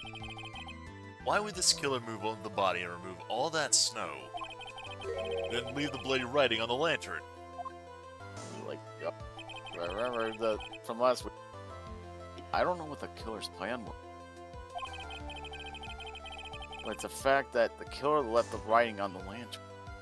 There must be a reason for it. Well then, Mr. Wright, let's hear your opinion. Why did the killer leave the message written in blood on the lantern? He The didn't killer notice didn't it. notice. Yeah, killer didn't notice it. Prosecutor Godo, earlier in this trial, you gave me some good advice. Once you eliminate the impossible, whatever remains must be the truth. Maybe you're not as stupid as I thought. The real killer wanted to disguise the fact that a crime had occurred there. If that's the case, they wouldn't have left the bloody writing on the stone lantern on purpose. Therefore, it must mean they didn't notice it. But that doesn't make any sense. The torches were all lit and everything. There's no way any normal person would miss something as glaring as that. But you remember, you misforget, little Maya. Mr. Godo is no normal person. You're right.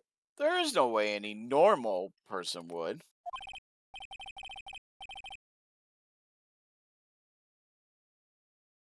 What are you trying to say, Mr. Wright? There's only one person involved in this incident. Who could have missed seeing the bloody writing altogether? And who would that be? Who is the person that could have failed to notice the bloody writing? That'd be Godo. Mr. Godo. This is what you said yesterday. My eyesight is pretty fucked up. Even with these huge goggles on my head, I still can't see everything.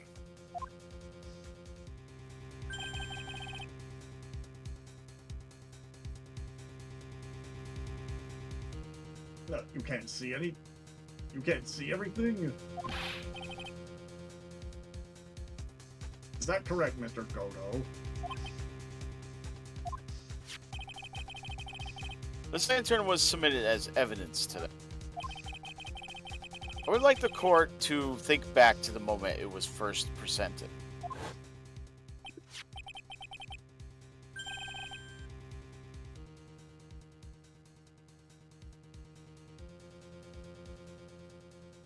This lantern. There's something written on top of it.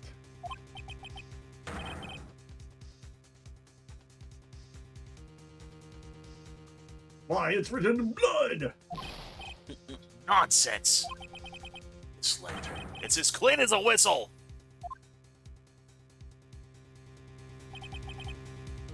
Mr. Godo, just admit it. There are certain colors you can't see, correct?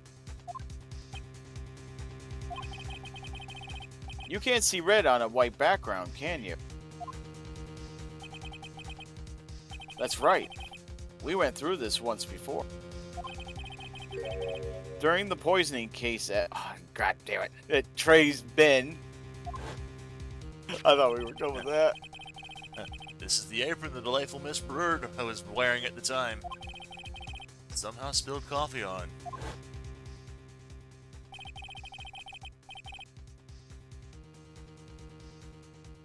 Something's still bothering me, Mr. Godo. Why did it not explain the blood stain to the court? Oh, wow. I didn't even catch that, though. Yeah, I did.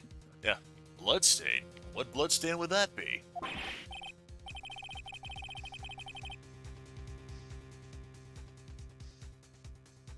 Don't play games, prosecutor. The blood-colored stain that's smeared all over the apron. It's ridiculous. No one told me about anything about a bloodstain. I thought he was actually trolling. That's why I didn't know. You could see the coffee on the white apron. But you couldn't see the ketchup because it was red. Dem says Goto lives in Blue Shift, where EJ said that would explain a lot. Yeah.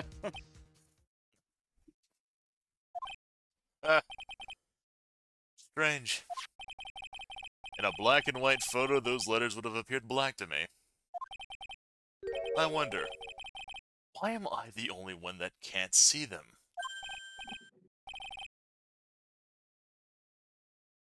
So then, Mr. Goto, are you admitting it?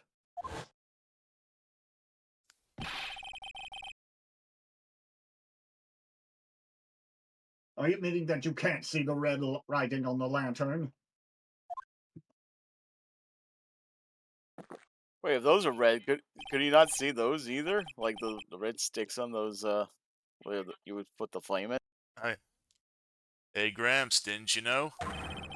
That's the reason I don't drink red tea!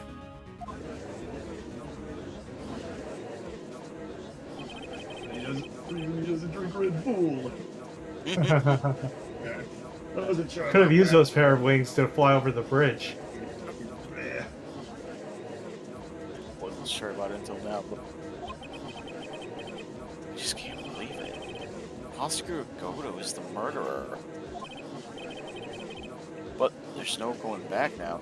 I would have liked to find it funny if Mr. Goto just breaks the fourth wall saying, how come I don't see some of these words fitting on the text? Because with the red on there, Ah, that could have been funny. I Well, finally figured out the truth.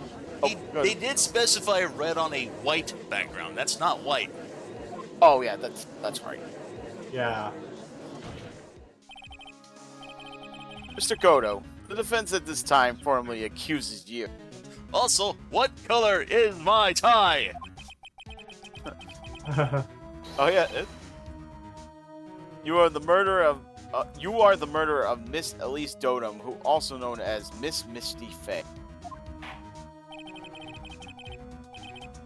I believe this may be true, however.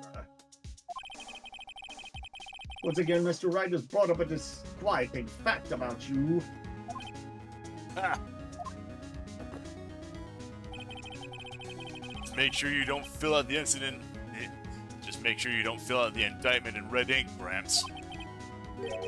Come on, how does little graffiti make me into the killer? So, oh wait, I just noticed too that he's wearing a white tie. So does that mean that something red spilled on that? Would he not like? You probably I would can imagine notice it, someone- yeah. Yeah. Besides, it's not like my name that's written there. I'm certain that the killer wasn't able to see the color red. Oh, this is rich. Do go on, Trite. You're not even wearing a tie. The answer's right there at the crime scene. In the snow.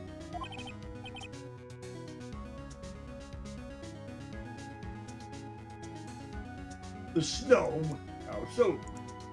Dim says his tie is kind of purple. Yeah, I guess I can kind of see it being like a little light purple on. Yeah. Could be. Well, for example, why did the killer move all that snow?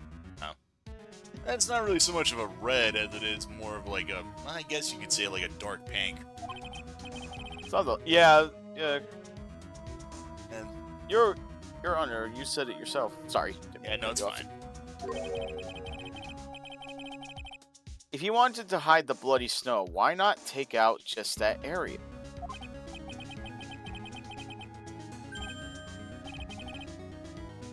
Yes, why didn't he take just that area? Could it be? Although those are giving the judge a lot of dialogue this time. Yes, the killer couldn't see the red blood that had seeped into the snow. And so he had to remove all of the snow. He couldn't be sure of where the blood had landed, so he removed the whole area. He couldn't have been sure where the blood had landed, so he nuked the area from orbit because it's the only way to be sure. Isn't it more likely that the killer shouldn't see the blood because it was dark? Not a chance. The torches were all lit. He would have been able to see just fine.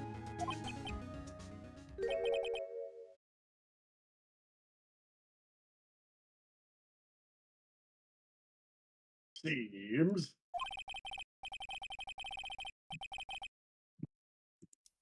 Once again, this trial's taken an unexpected turn, to say the least.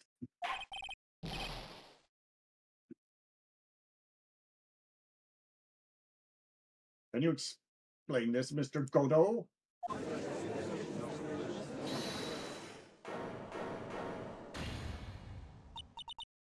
Hold it. Wait just a minute. Maya.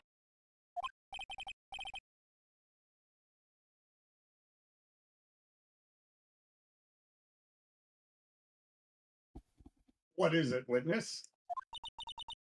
Mr. Godo isn't the killer. Well, he didn't even come to the Inner Temple until 2 days after the murder took place. Didn't show up until after the old bridge got fixed up. Objection! Maya.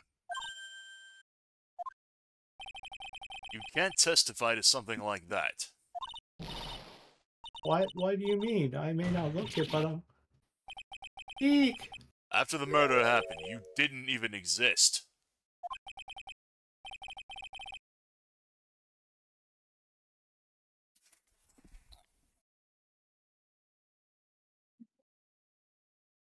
He didn't. I'm afraid I'll follow. Are you senile, old man? We established this just a short while ago.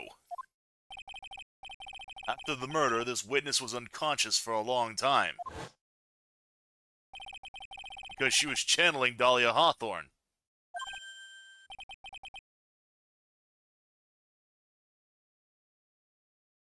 Oh, that's right. Please, Your Honor, let me add it to my testimony. Nick, please listen to me. Maya.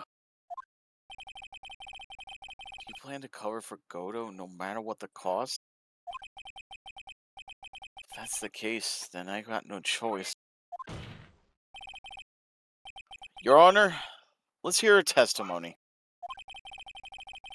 If it means we're going to hear the whole truth, I say we should not silence her. Nicely done, Trite.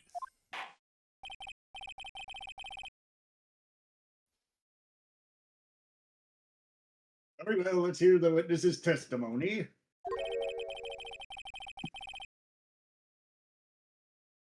Please tell us what happened in the temple of the inner temple of the murder. Murder temple of the inner. Yes, sir. After I woke up, I began my channeling, and my spirit left me, as it were. A little Pearly was there at the Inner Temple, too. Also notice the stream's actually being pretty stable on Discord today. I did swap it over to 30 FPS as early as I could. Oh, okay. So, yeah. Pearly was also stuck on the Inner Temple side that night. Next morning, she looked around but couldn't find anyone. Next day, when the bridge was finally fixed, she was in the spare prep room. That's when Mr. Godo arrived at the Inner Temple for the first time. Found Pearly first and cheered her right up.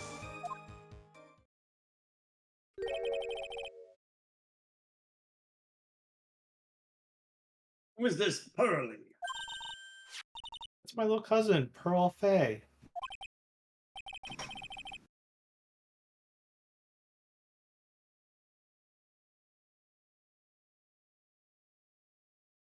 So when did you hear about this?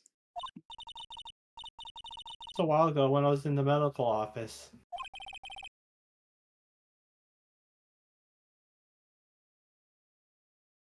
I'm terribly sorry.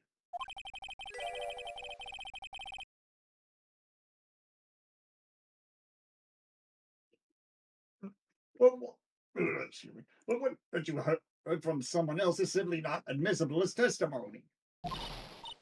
What? Come on. Pearly would never tell a lie. He's a way more honest person than I'll ever be. Now, what does it say about your character, Maya? Real smart, Maya. You always know the best thing to say when you're under oath. Prosecution has no objection. We believe the witness.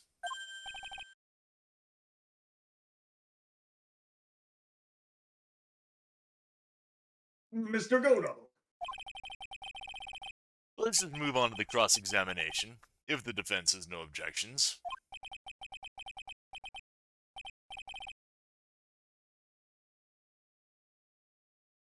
This is highly unusual, but, well, Mr. Wright. Let's get this cross-examination started.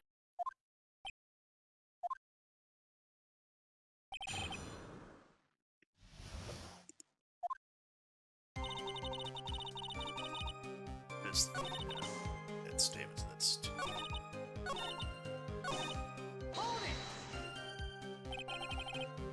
He cheered her up?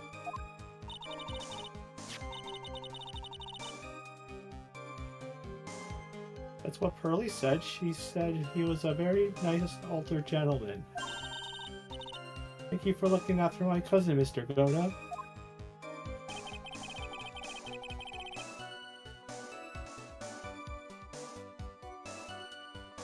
And here I was thinking you were nothing more than a coffee addict. Cut it out. You're making me blush. This guy's really beginning to get on my nerves in more ways than one. The truth is, there aren't that many places to look on the Inner Temple side. Policemen were all busy going over the garden with fine-tooth combs.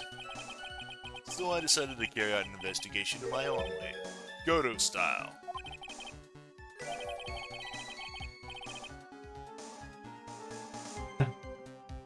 I'm the same way. I like to hand down verdicts in my own way, judge style.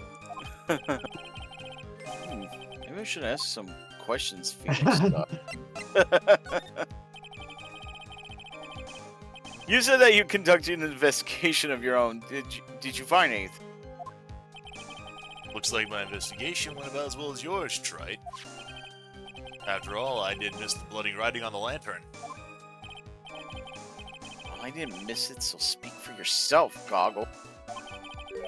The only odd thing I discovered was the beauty in the training hall. Beauty. Misty Faye, naturally. Clad in her stunning Japanese garb, surrounded by the hue and aroma of Western tastes. Western taste? Could he find a stranger way to describe gravy? Gravy. Gravy, yeah.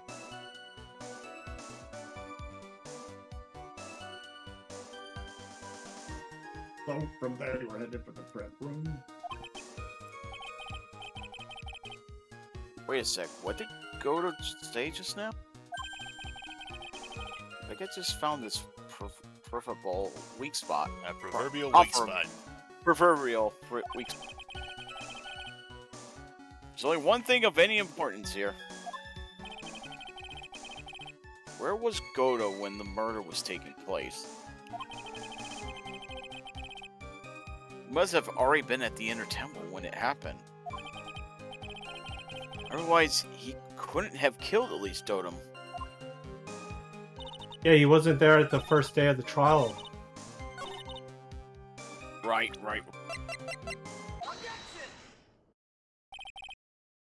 Mr. Goat, the first time you crossed Dusky Bridge and went into the Inner Temple was long before the murder took place. Why do you say that? Because he just made one fatal slip. The hanging scroll in the training hall.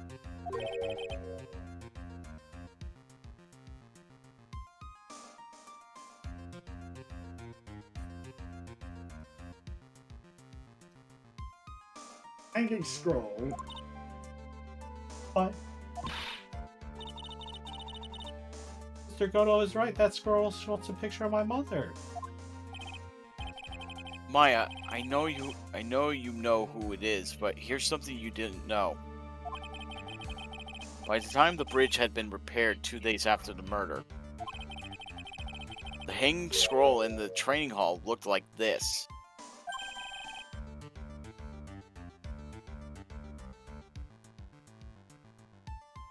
What's that wonderfully delicious smell? The morning after the crime, someone covered it with gravy. Gravy? But why gravy, Nick? Because gravy was much more than a condiment to the culprit. Well, Mr. Goat, if you really hadn't seen the hanging scroll until after the murder, you wouldn't have had any way of knowing that it was Misty Faye. Wait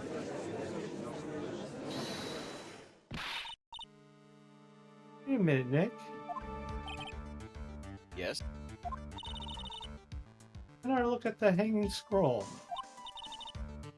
look at the top. There's a crest there. Ah, that. It's the mark of the master, correct? Exactly, so if you know the meaning of that mark,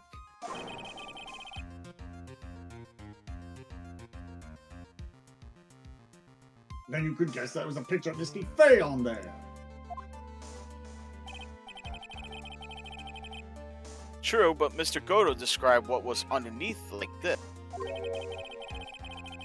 Clad in her stunning Japanese garb, surrounded by the hue and aroma of Western taste. oh, Yes, it's possible that he knew what the crest meant. However, he couldn't have known that she was wearing Japanese clothing. Mr. Goto, on the day of the murder, you were hiding at the Inner Temple long before the crime took place. Can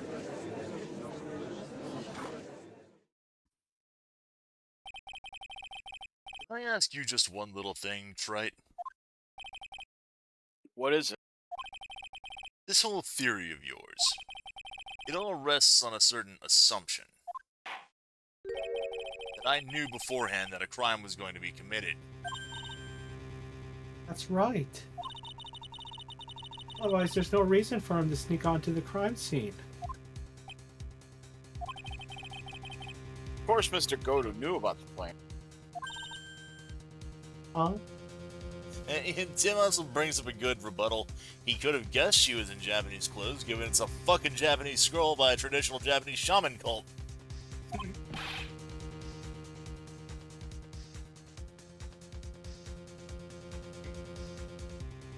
What did you say? I said he could have guessed she was in Oh, wait, you're reading on the text.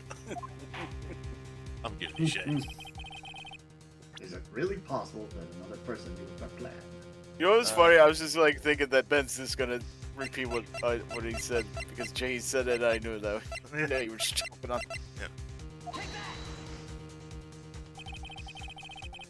This crime was actually planned over a year ago. Morgan Fay authored the plan for her daughter's future. And these instructions were hidden somewhere in Fay Manor for a year. However, by the time Little Pearls found these instructions, they had already been unsealed.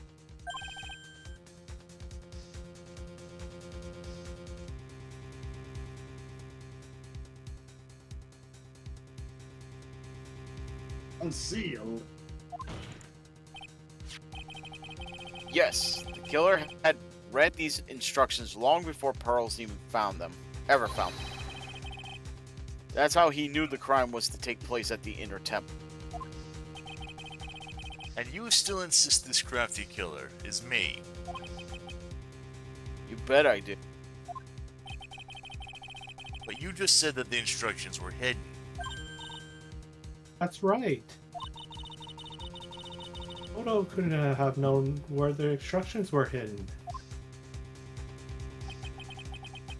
If he really wanted to know, he had one great chance to find out.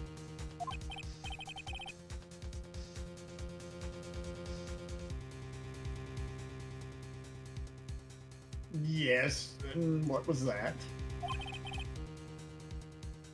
During a visit, Visit? Morgan Fay told her daughter Pearl about where the instructions were hidden. During one of her visits to the detention center, That would be the only time for someone to have learned where they were hidden.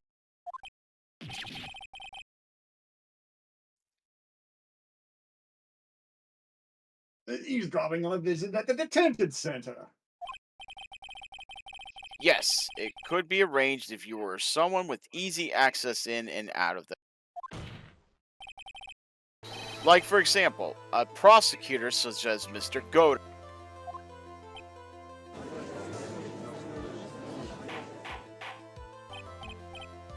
Order, order, order, order.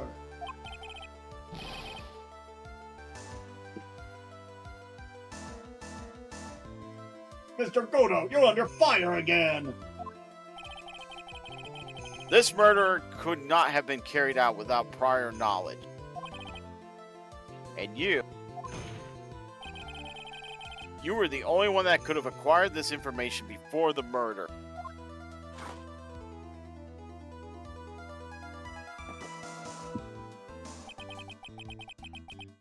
Humans are afraid of the dark.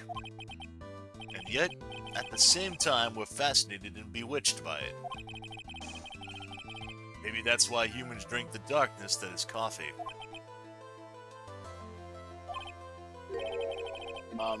Sorry for always asking, but what does that mean? It means there's a reason for everything. According to your theory, the killer in this case eavesdropped. A conversation during a jail visit where he learned of a hidden plan for a crime. After discovering the plans, he hid at the inner temple and waited for said crime to occur. Then he ultimately took a person's life. And he did all of that just to protect this witness? That's right. If you're accusing me of this crime, I have to ask you, why would I do this? The girl is nothing but a stranger to me. I've got no reason to go through that kind of trouble to protect her. I am what you see. I'm certainly not the type to rescue the damsel in distress.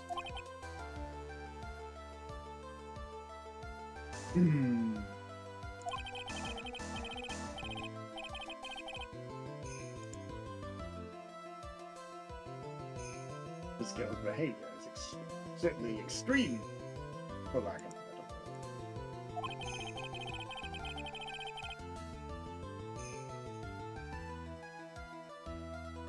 Even considering that the killer wanted to protect his witnesses alive.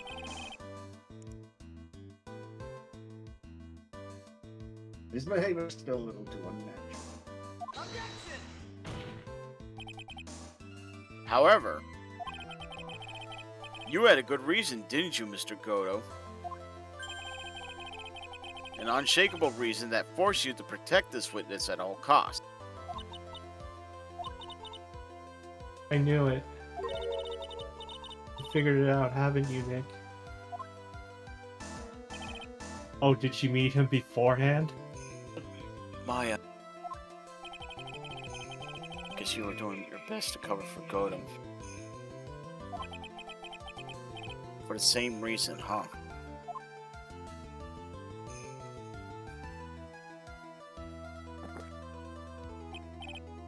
Okay, Trite, I'm all ears. Let's hear it. It's very simple. Maya Faye's a lot more than just a stranger to you.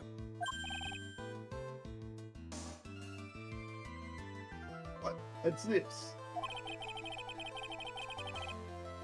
There's one person who lies at the very center of this whole story. One person that ties you and Maya Faye together inextricably. Yep. Now, there is something that's kind of interesting. Yeah, 49. Don't know Godo's age. Mia Faye just deceased, just dead. So, EJ suggests that Godo's Maya's father. Interesting ideal, but no. Wow. The one person that ties him and Maya, his older sister Mia. Mia. It's a very good reason why Maya Fey's life is so precious to you. After all, she is Mia's Fey's only sister. Hey. You once worked alongside her. That was when you were a defense attorney. Wait a second here.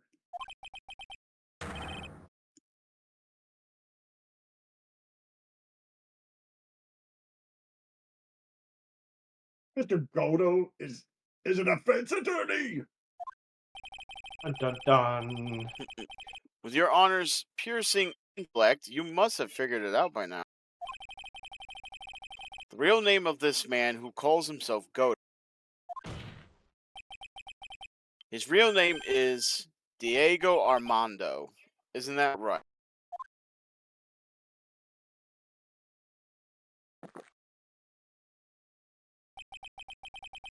Last time someone called me by that name was over 6 years ago.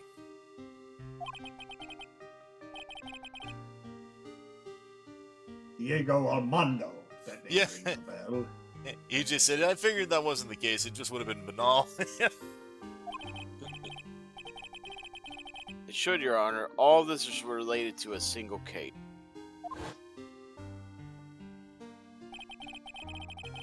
A case in which a convict named Terry Falls killed himself.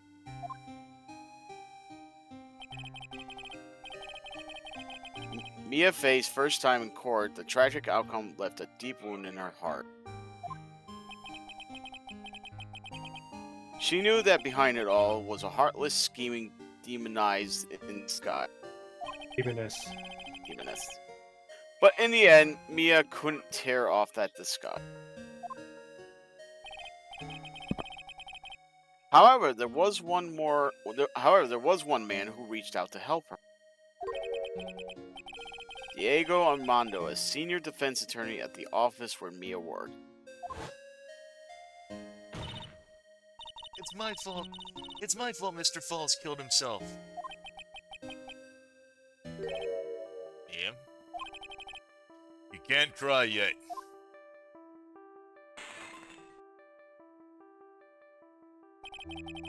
The only time a lawyer can cry is when it's all over.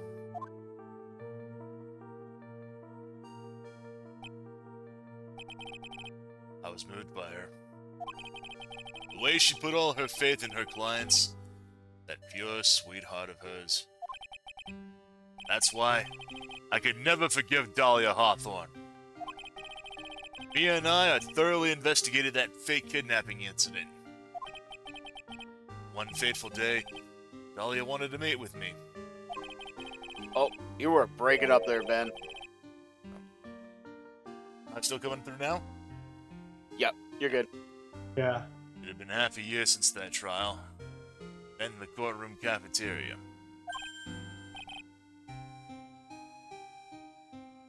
I just remembered.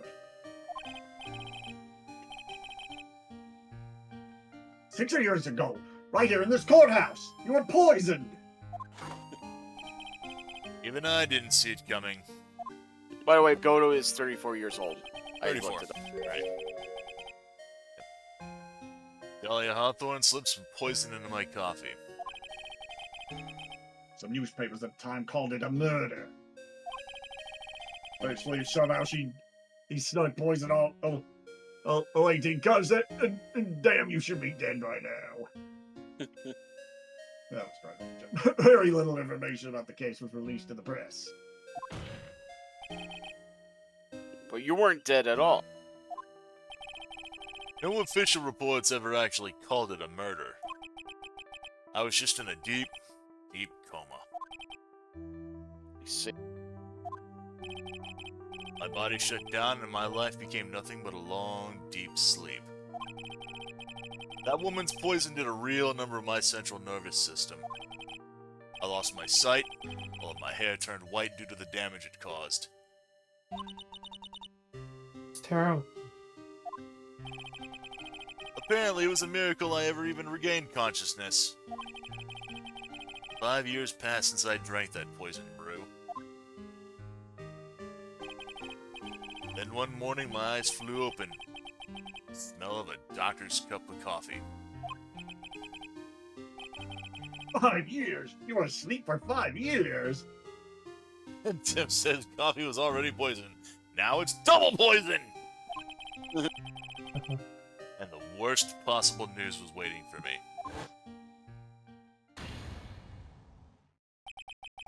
Mia Fey was dead. The very moment I opened my eyes, I had already lost everything I thought I had. The woman I loved had been murdered. And the woman I loathed had been sentenced to death.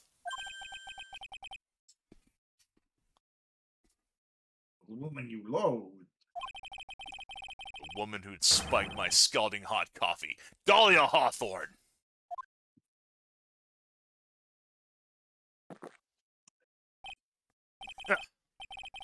Good old Mia. She didn't let me down. She got her revenge before she checked out. In the end, there wasn't anyone waiting for me when I woke up. That's so sad. Someone like me, someone who had slept away their best days, there were only 2 reasons left to live. And it was for those 2 reasons I decided to become a prosecutor. If I may ask, what were your 2 reasons to live? The first was you, Trite. Huh? Me? If I hadn't drank that stupid poison, Mia Fey never would have died, much less the way she did. You were the only one that was there to protect her. But you let her die. It was all your fault. It wasn't like that. I wanted to see for myself what kind of a man you really were.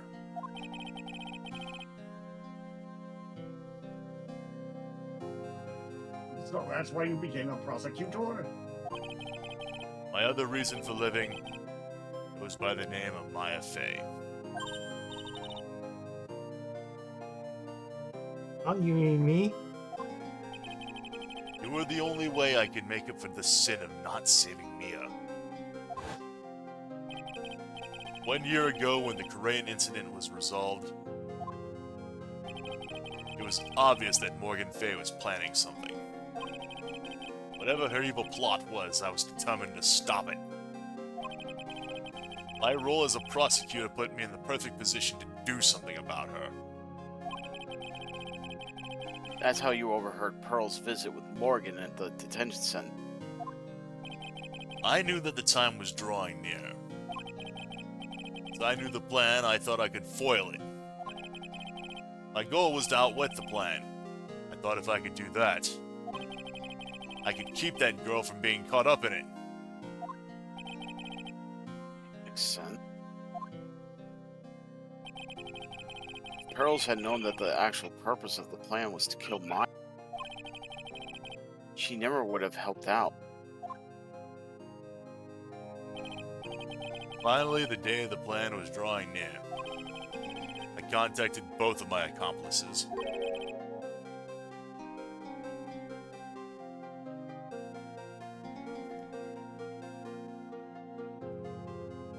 Accomplices? Iris of Hazakura Temple and Misty Fey. I especially needed the help of Iris. She was to take the fall in case my backup plan, in case we couldn't control Pearl Fey. What? Why did you contact my mother?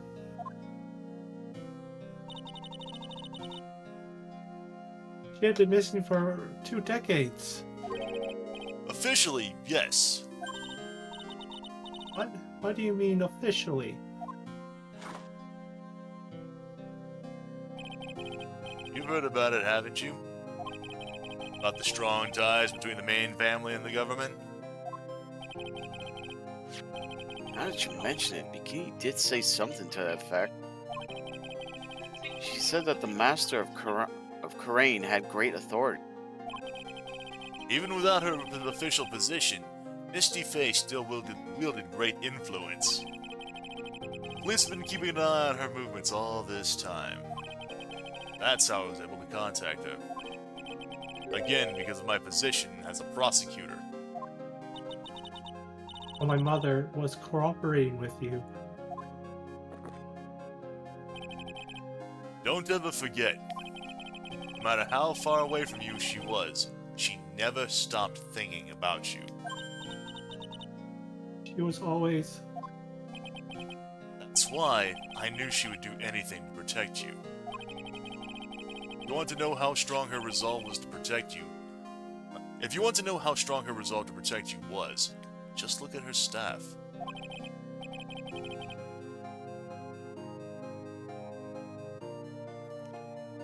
What's that? The one with the sword in it?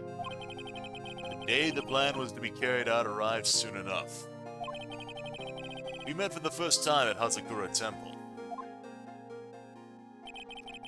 That's when your mother showed me her special staff. I realized it then, just how far she was willing to go. She was ready to use that sword to protect you from Morgan Fay, if necessary.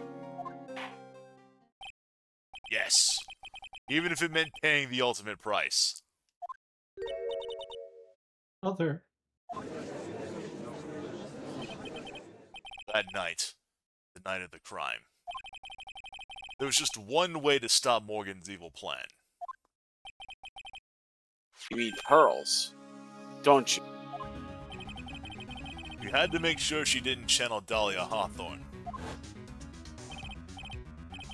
Well, Pearl, what are you going to do tonight?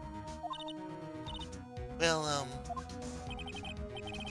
If you like, you could come to my room. Perhaps we can read some books together. we thought we could prevent her from playing her part in Morgan's plan. But she never showed up. She was worried and followed me to the inner temple. That was the thing we were most afraid of. That's why Misty Fay had to do the channeling herself. She channeled Dahlia Hawthorne into her own body.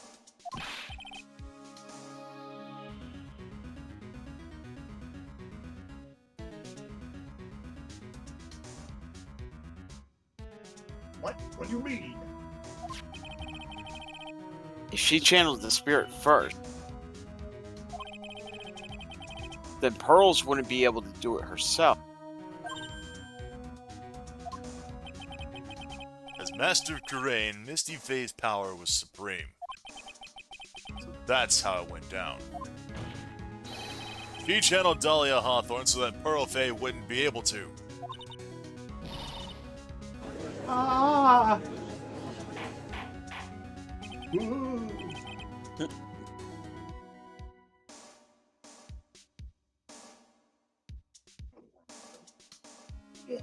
Is this true?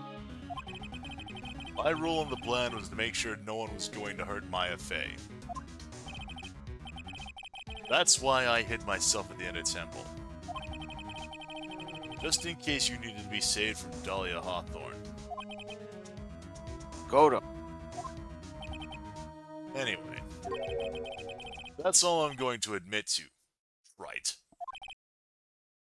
Huh? There's no doubt about it, you're a great defense attorney. But you're gonna have to do the rest yourself.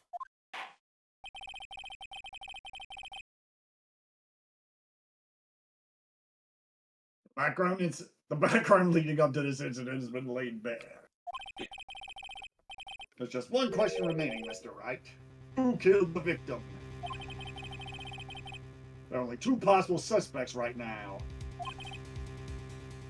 Maya Fay. I'm sad to say you, Mr. Goto. Surprising sad to say that after all this spoiled stuff he's done to him. That's right. If you're the real deal, finish this thing once and for all. Show us beyond a shadow of a doubt you can finish this on your own. No, Nick, please don't. Maya, I heard the whole thing from my sister in the medical office. That's why I have to protect him.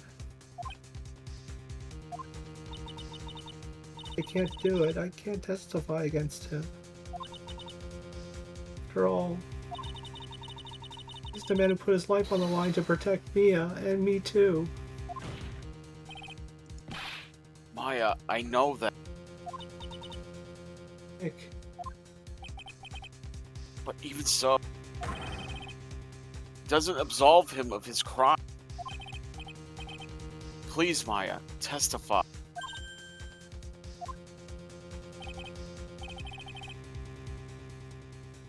Mr. Fay, Miss Fay, your testimony, please. This is the final testimony. Don't bother trying to hide anything, because I'll know. I want to hear the truth from your own lips. The only truth, nothing but the truth. I want the whole truth. The I whole want the truth, the whole truth, and nothing but the truth. So help you God. God, it's already been laid bare, but no one's taken their clothes off. What was you about to say, Jay? You can't handle the truth. I understand. I'm sure you're right. I'm ready now, Nick.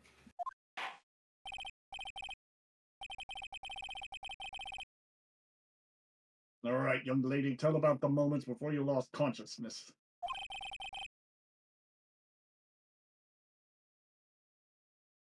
What exactly happened at the time of the murder?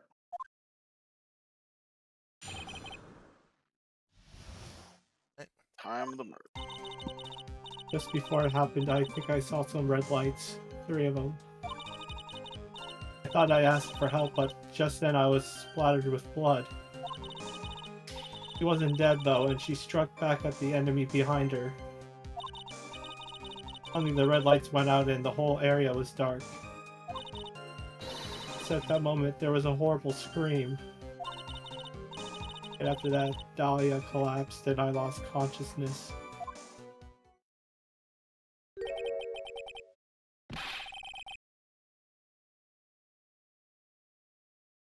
These red lights. I thought you said you don't remember seeing them. Sorry.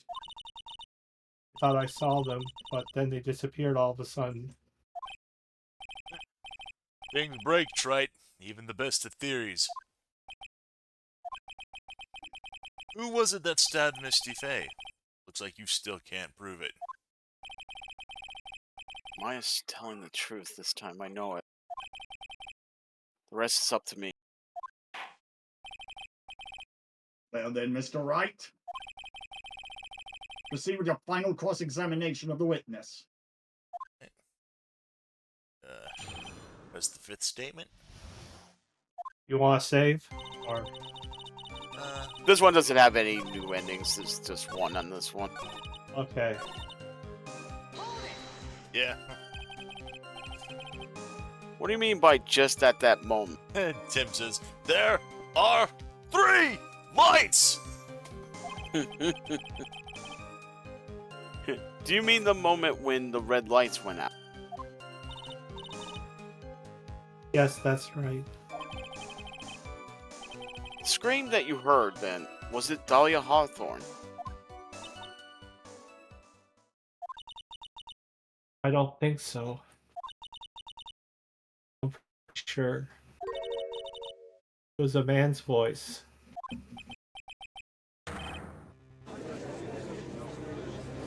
Wait, wouldn't that be Phoenix then at the time? Then? Oh, that scream came from the killer? Oh, that's gotta be it.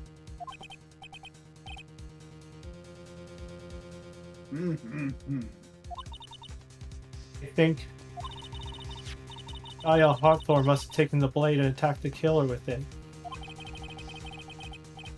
Then the killer let out a scream of pain, huh? After that, the killer stole the blade back and delivered the final blow, I guess.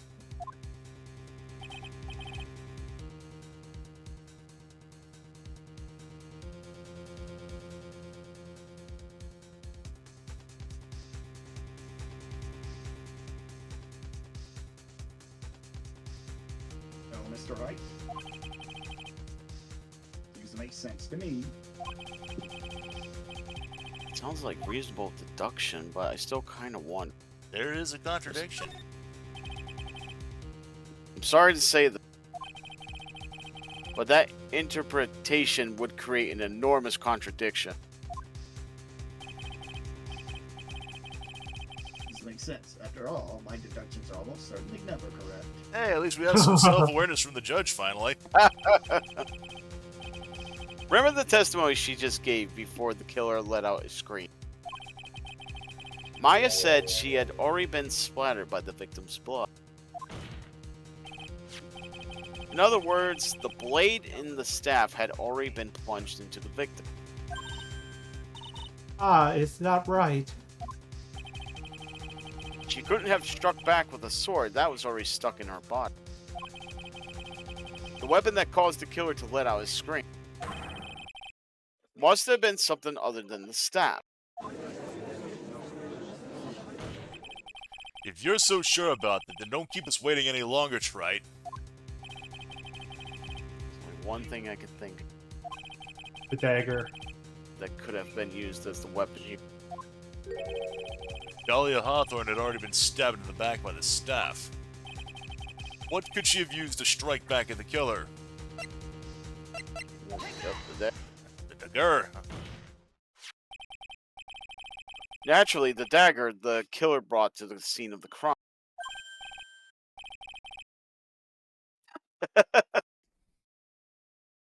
So, Oh, that's right. I forgot about that. Remember, Phoenix said he forgot about it, and now the judge said he forgot about it. I, This dagger was found at the crime scene, stuck into a pine tree. yes, the detective found that this morning and brought it to me. Dahlia Hawthorne struck back at the killer with this,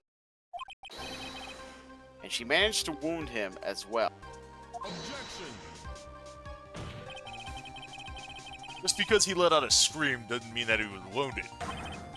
For all we know, the blood on the dagger could have been from the victim.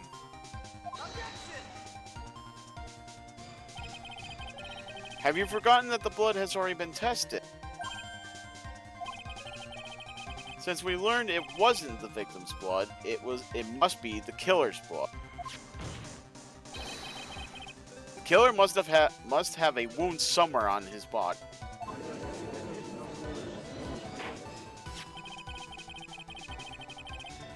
So you're saying in the blood this dagger belongs to the killer? Exactly. A DNA analysis of the blood would prove it beyond a shadow of doubt. And yes, Mr. Goto, it would prove that it's your blood.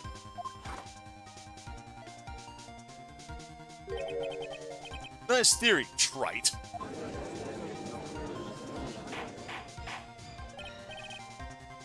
Order! Order in the court! Is this the end? Have I done it? Even he won't be able to change the results of a scientific test.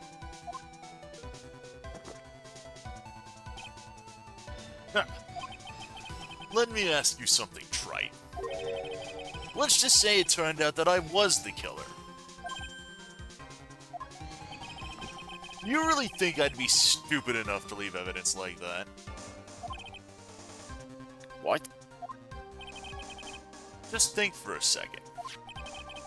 This dagger was found this morning by a detective and brought to me. There was already blood on it, correct? But even so, I was the one who brought this dagger here to the courtroom. Yes, what does that prove? Well, if I really were the killer, I could have washed the blade off and then planted another person's blood on it. That's Can't be. In any case, there's one thing I can guarantee, Trite. That blood doesn't belong to me. Not a chance! What?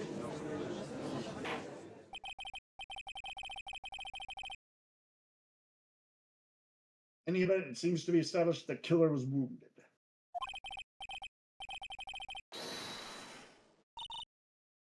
Wait a minute. What's the problem? I know probably I shouldn't say this, but there's a big contradiction in Nick's explanation. But Maya? This dagger, you said it wounded the killer? That's right. But if Odo really had been cut with the dagger, his clothes should be bloody or have a rip in them, right?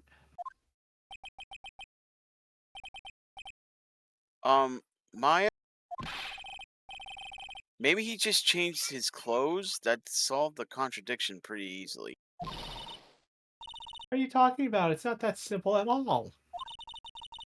You remember back to the day of the murder? Everyone that was on the Inner Temple side got trapped there. That's right.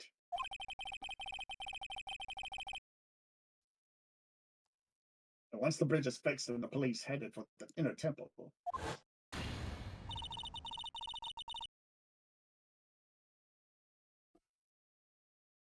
This is your deal. Mr. Godo was already there waiting for them. He had never had a chance to change his clothes. Ah! Yeah, but there's one place he could hide it. I would order the court. Well, maybe he brought a change of clothes with him.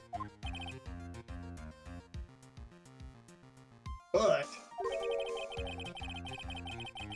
no one could have protected the lightning strike that shut down the bridge. Why could anyone have brought it? Why would anyone have brought a change of clothes? Did the judge take smart pills during the last recess? Well then, maybe the killer took off his clothes before he committed the murder. In 30 below. Oh no, it's weather? freezing out. I was gonna say, I don't think that's That's not reasonable. the way he wouldn't get any blood on them. That way he wouldn't get any blood on them. That's impossible, Trite. You know how cold it gets up there late at night. Eh. After a few minutes with no clothes on, you'd be frozen solid. Ah!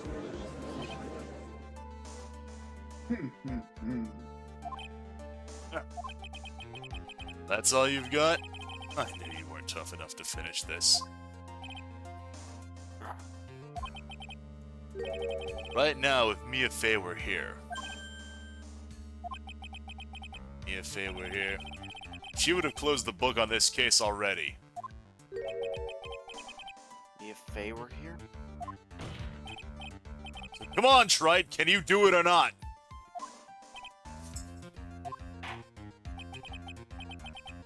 How about it, Mr. Wright? You accuse Mr. Godo of being the killer. But can you prove it? Have you got even one piece of evidence?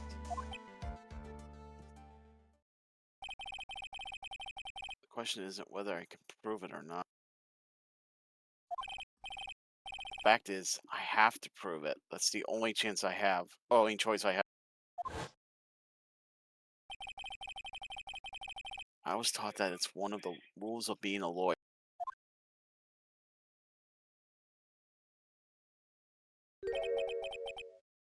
I can prove it. Now, this is one of the reasons why I am so upset that I couldn't get the sound to work for you guys on Discord.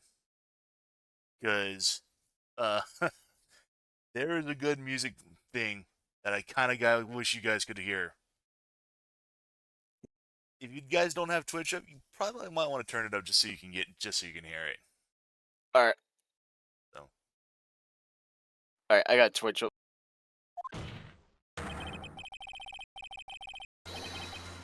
I'm going to bring you magnificent vengeance to fruition, just as you want it.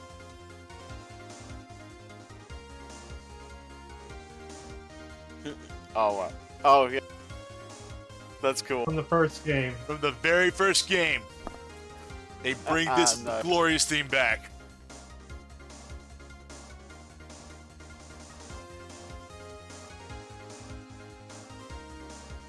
This is just such a dear room. No. Oh. It's really good. Tim's like, they knew what they were doing. Yeah.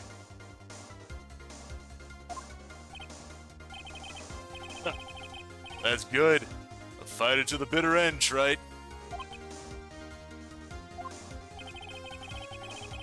There's just one piece of evidence that can prove your point. Why don't we go for the unlimited penalty? Going all in, huh?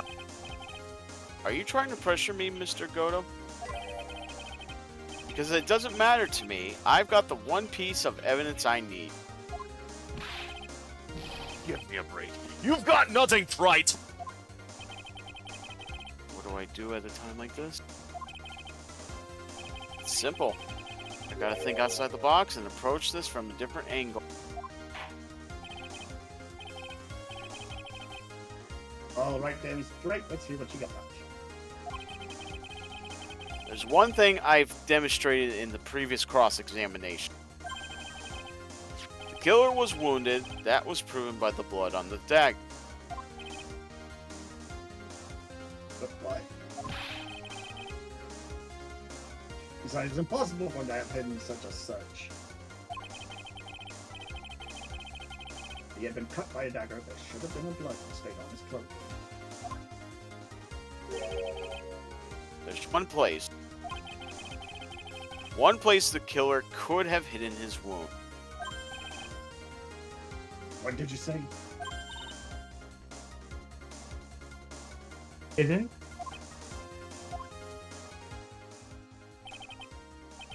This is it. My last stand. I need to think about this from a different angle. I don't need to think about why there were no bloodstain on his clothing. I need to show how he hit the wound. The end of the line. The final stop, trite. Let's hear what you've got. Where's this location where you say the killer hit his wound?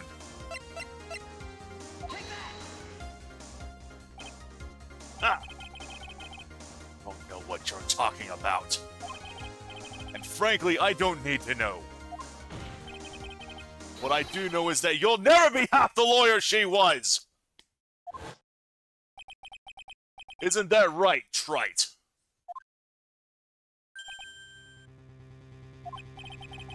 What's that now? Yeah. It can't be. You're living on through him? Even as we speak, you're still hiding the wound.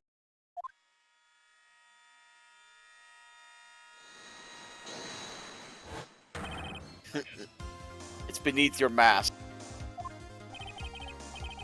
During the fight, the red lights given off by the killer suddenly disappeared. Seconds later, the killer let out a scream. That's right, your mask went flying off your face. Mr. Goto, would you mind removing your mask? If you have a dagger wound under there somewhere, then I say this whole case is solved.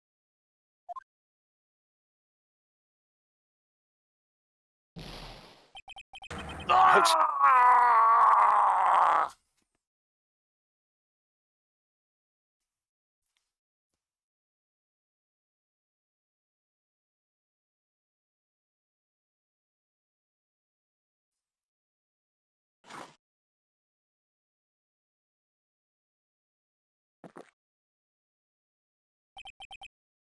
just now. I saw her spirit in you.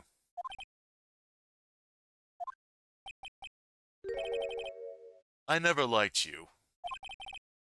6 years ago, you helped the woman who put me to sleep by hiding her bottle of poison. And then, while I was sleeping, you let Mia die. But you didn't care. You just kept living your pathetic, happy-go-lucky life. You even had the nerve to follow in her footsteps as a lawyer. I could never forgive you. That's what I thought. Sir Kodo. But I was wrong about you. I knew it from the very beginning. The truth is, the only person I could never find it in my heart to forgive is me.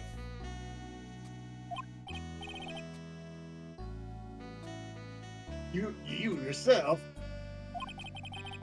I was the one that failed to protect Mia. Me and no one else. I tried to avert my eyes from the truth, to escape from the harshness of reality. I just couldn't face Mia's death head on, so I ran. I hid behind a mask. I threw away my true name. I couldn't even deal with being a defense attorney anymore, so I quit. But you saved Maya. Yeah, that was my plan. Up until just now, anyway. What do you mean? Are you listening, Maya? If I had really wanted to save you, there's one person I should have gone and talked to right away. Who would that be? You're talking about Nick? But I didn't do it. I tried to get the help of Iris and your mother. But I closed my eyes to the most important man involved. You know why? The real reason? No. Why? I suppose I wasn't really interested in saving you at all. Huh? I think I was just trying to salvage what was left of my own broken soul. I was trying to make up for the fact I couldn't save Mia. Nothing more. That's why I let you walk right into a situation I knew was dangerous. Forgive me. You're wrong. You put your life on the line to save Maya.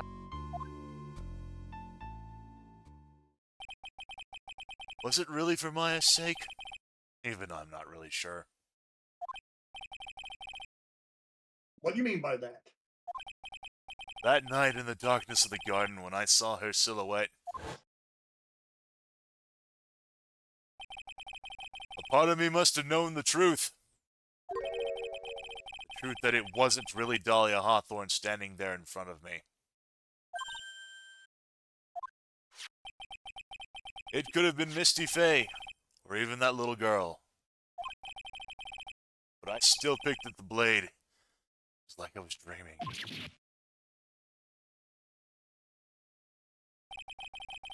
I'm not sure exactly what was going on in my mind at that point. Was I really motivated by the pure desire to protect Maya Faye? Or was it something else?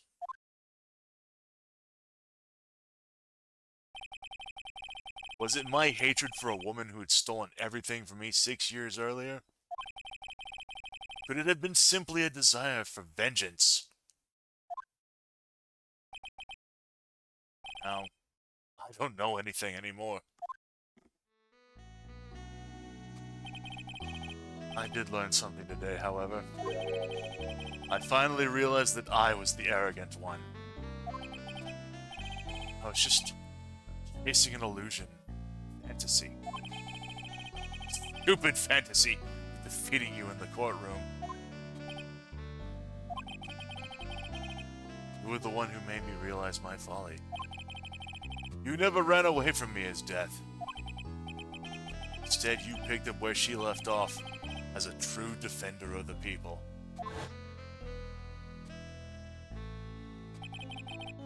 In that one moment, I understood everything.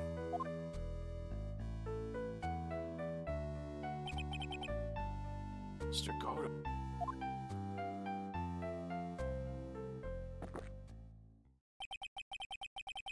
I think you already know this, but if you don't, my name is Diego Armando.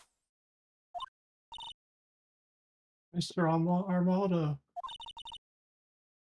I believe in you. I know you were trying to save me.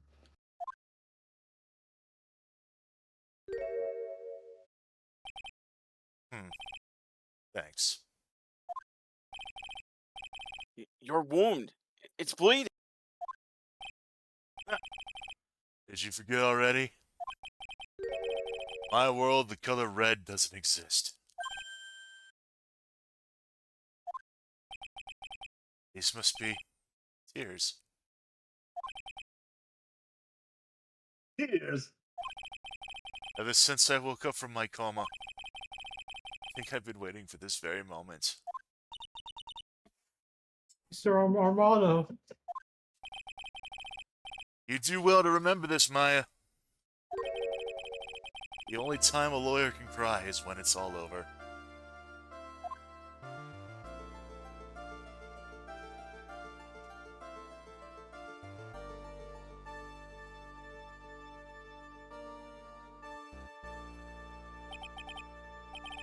This time, it really is all over, isn't it?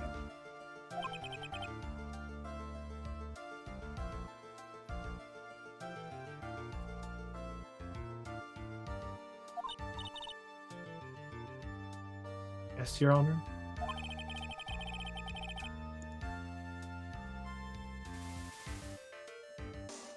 Okay. Oh, you weren't really directly involved in the murder. Tampering with the body and the crime scene is a serious offense in itself. I understand, Your Honor. Mr. Armando explained that to me very carefully. I knew the risk and I was willingly cooperated anyway.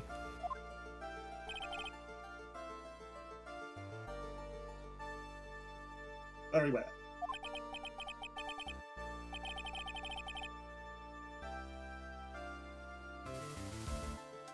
Before I hand down my verdict, is there anything you'd like to say? Oh, there is one thing. I'd like to say something to Mr. Red. I want to apologize to you. Apologize to me? For what? For the case 5 years ago, of course.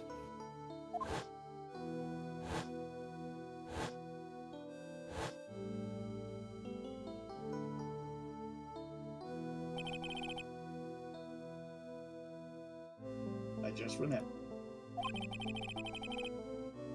Weren't you poisoned by your own mother? Not exactly, but yeah, something like that. Even now, 5 years later, I can hardly believe it. She was going to do it. She was planning to kill me.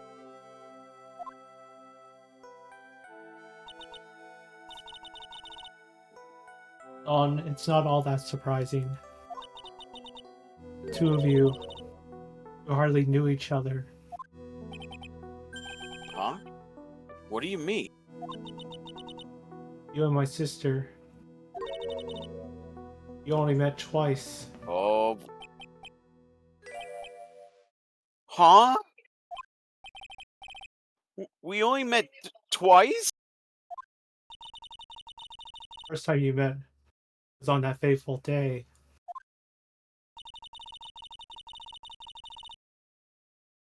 She poisoned Mr. Armando in the cafeteria of this very courthouse.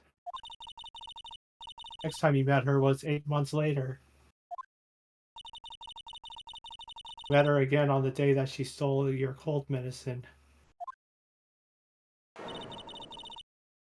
Doug Swallow was killed. No way. It can't be true. I mean, during our whole relationship, we were. Those 8 months. The woman that you thought was Dahlia Hartthorne wasn't actually my sister. Huh? Wasn't Dahlia? The old switcheroo. I hope one day you can forgive me, Beanie. You. You mean? That's right. I lied to you for 8 months.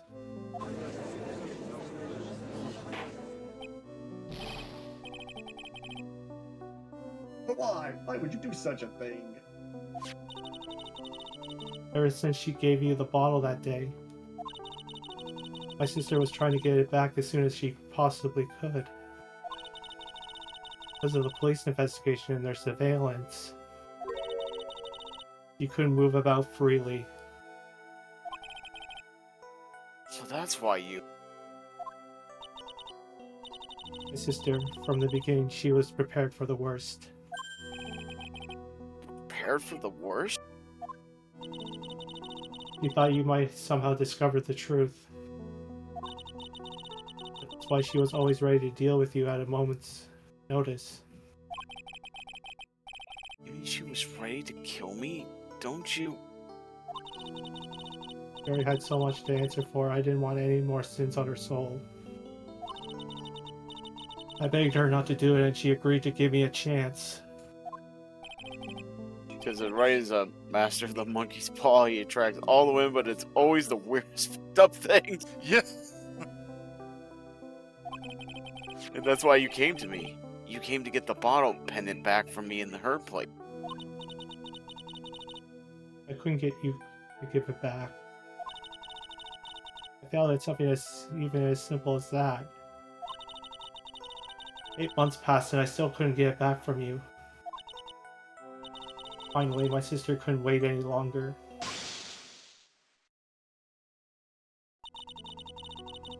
She didn't consult me about her plans for you that day. It was the first time that that ever had happened. That was a bit strange, wasn't it? Up until that day, you two were partners in crime. She would comfort with her. I think she must have noticed. Notice what? My feelings for you. I found out she was planning to kill you. I would have done whatever was necessary to stop her. Even if it meant her life or mine. Iris! After spending those 8 months by your side, my feelings towards you, they changed. I have something to say to you, too. Yes? You really are the person I always thought you were. Even after Dahlia Hawthorne was found guilty, I still believed in you.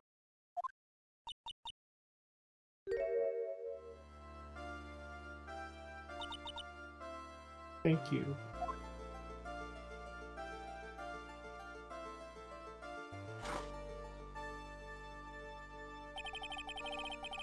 How many cups of darkness have I drank over the years?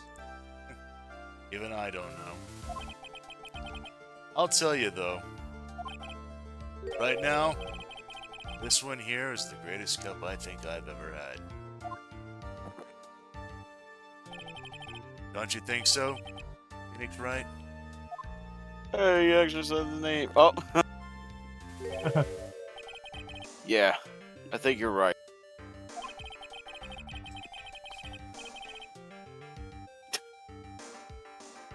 purpose of this trial is to rule on the murder of the victim. At least yours and At least, Dotem.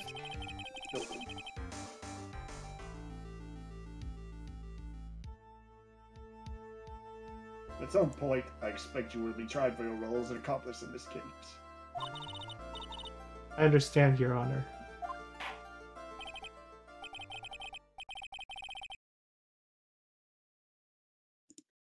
Very well. The charge of murder. I hereby find the defendant. I hereby find the defendant. Guilty. Court is now adjourned. No confetti that time. I think I might have accidentally skipped that. Oh.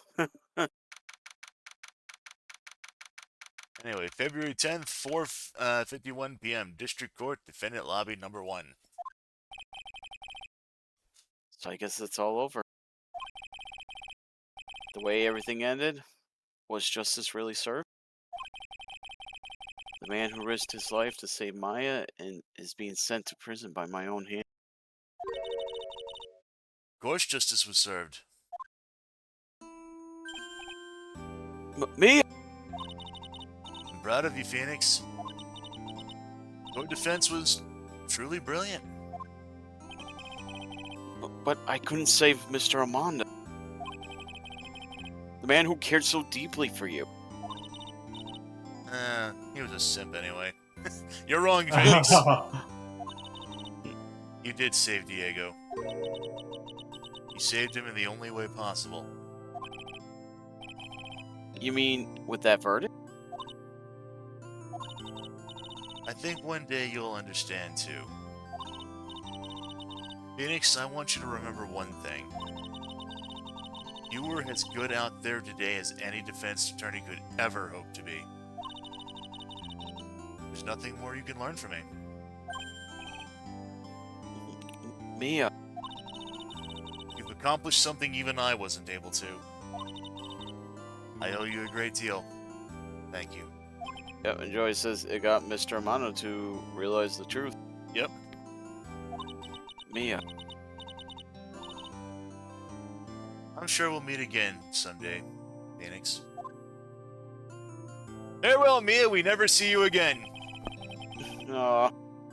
I've handled lots of cases and seen a lot of things. And along this journey, I found myself asking just one question. Just don't tell that to the pervy old man from the last episode. What does it really mean to defend someone? I suppose today's case produced one possible answer. That answer is Maya. Nick, Maya. I guess it's just like my assist said.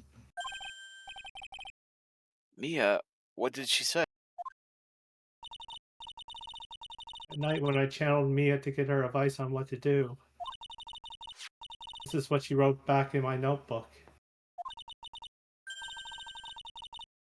Don't worry. Phoenix will save everyone in the end. Oh, that's Maya. Yeah, I know. Oh, yeah, Maya. Yeah. Don't worry, Phoenix will save everyone in the end. But... Come on, cut it out with that gluey face. Can't you see? Me, Sis, and I'm sure Iris too. We owe you for everything you have done for us, Nick. Maya. How can you be so bright and chipper after all that's happened? You were brutally attacked. You even saw your mother's mother murdered. Yeah! Francisca? Still softy as always, Phoenix, right? Excellent work, right? Oh, Mr. Edgeworth, when did you get back? Oh, that's right. Guess no one filled her in on that. Edgeworth and Francisca have actually been helping me. Helping you? These two hadn't been here on the first day of the trial.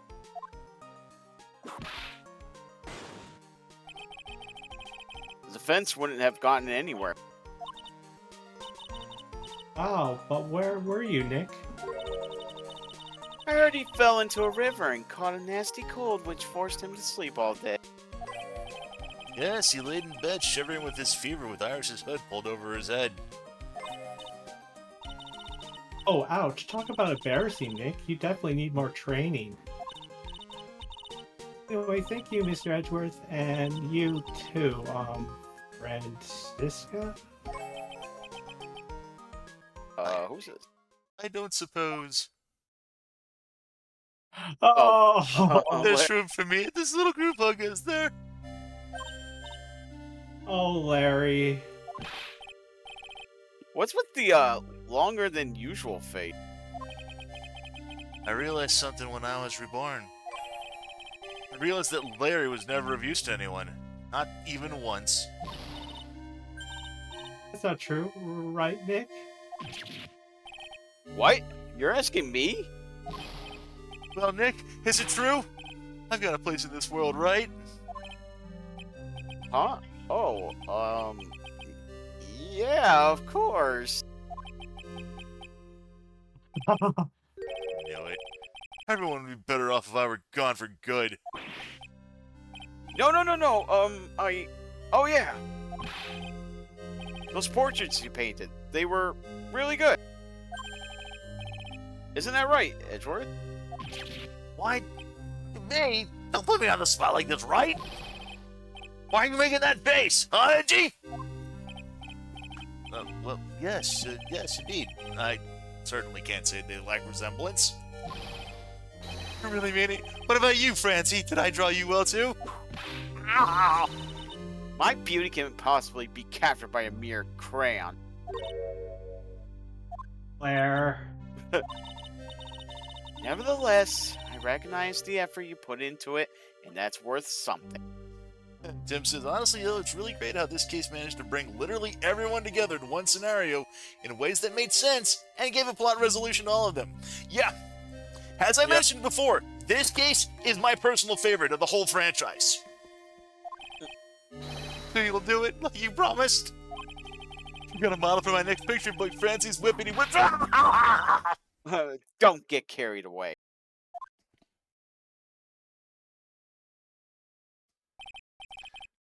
How about that? I guess painting portraits is the only thing I'm good at.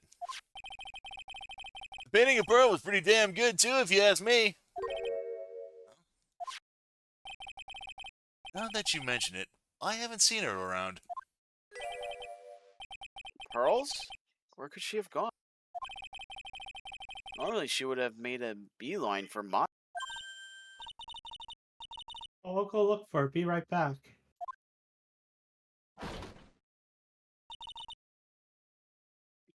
Hey, Pearly.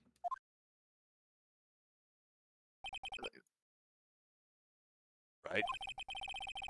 You seem to be uncharacteristically puzzled. I suspect you're wondering how Maya can still be so cheerful despite all that's happened. Yeah. To be honest, I can't understand it either. Francisca? That's right, she lost her father fairly recently as well. I think I understand how she feels. Maya's a much wiser person than she appears, and I think she realizes something. Now is exactly the time when she needs to be as strong as she can. What do you mean by now is exactly the time? Maya wasn't the only one that was badly wounded by this incident. In fact, there was someone that was hurt far more deeply than she was. I believe it's for that person that Maya's trying her best not to cry. Someone who was hurt more deeply than mine? Yep. Edgeworth, I think I'm starting to understand too. Ow! Then tell me, Phoenix Wright. Who is Maya Fey being strong for? She's being strong for Pearl. Pearl Fey. Poor kid, after all the reason that she worked so hard to follow the instruction. was because she loved and believed in her mother Morgan. It's for the good of the Fae clan. I'm sure she believed in every last word. He thought she was doing it for Maya. That's why she was so happy.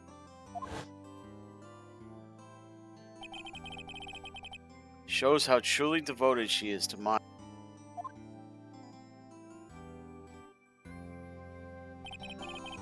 But it's a cruel irony that it was her exuberance that led to this tragedy.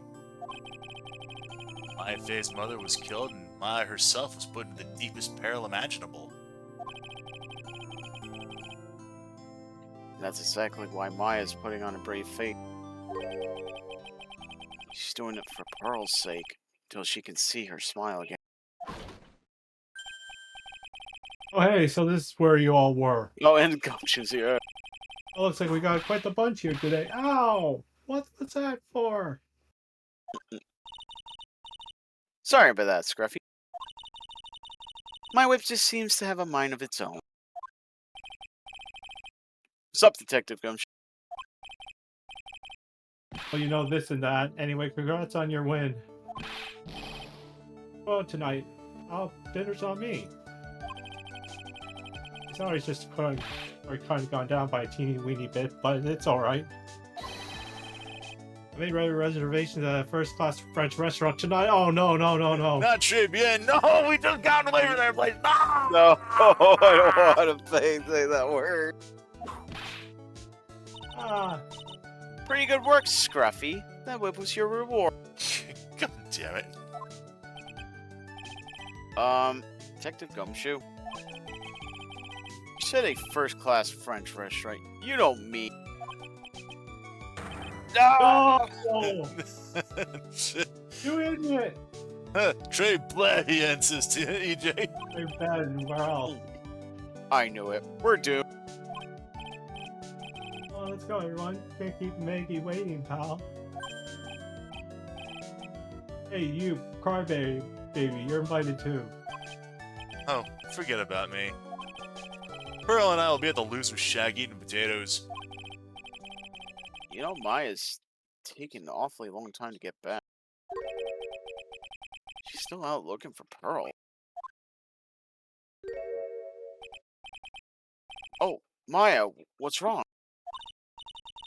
Nick, what do I do? Early. I can't find her anywhere. Huh? I'll bet she just went back home. That's all. I thought so, so I called the village. No one has heard from her. This has never happened before. As I figured, she's been badly hurt by this incident. She feels responsible for the tragedy that befell you, Maya.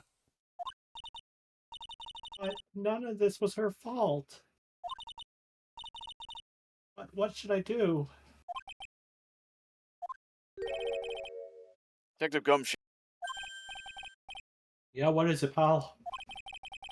could you guys go on ahead?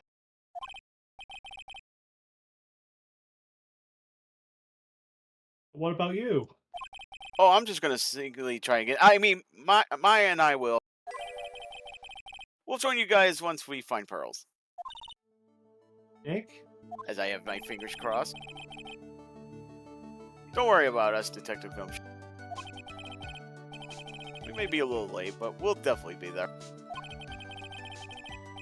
We have a lot of celebrating to do tonight, and I wouldn't miss it for the world. Yeah, but you're the... Very well, Phoenix Wright. We'll go on ahead. Don't keep us waiting, right? We won't.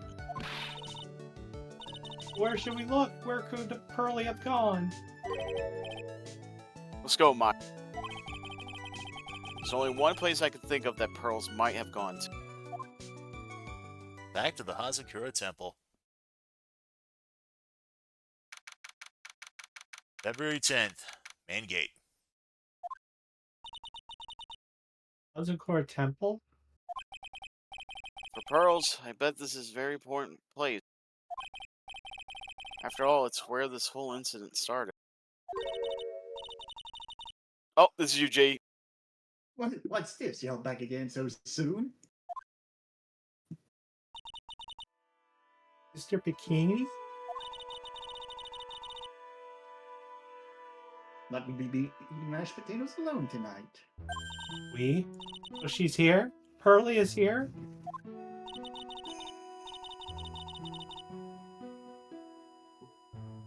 She's in the training hall. Why don't you hurry along and go see her? Okay. So a little bit of trivia on the game here that I might as well just go ahead and let this know. So a miscalculation of the size of the game assets left the developers with less money on the cartridge than they had anticipated back on the original Game Boy Advance. Sister Bikini was designed to be short so that they could save on storage. That's Pearly's not here. Maya, the hanging scroll. Ah! Someone cleaned it off. It's gotta be Pearl. Ah! Mystic Maya! Pearly! Why? Why did you just leave like that? Mystic Maya! Mystic Maya!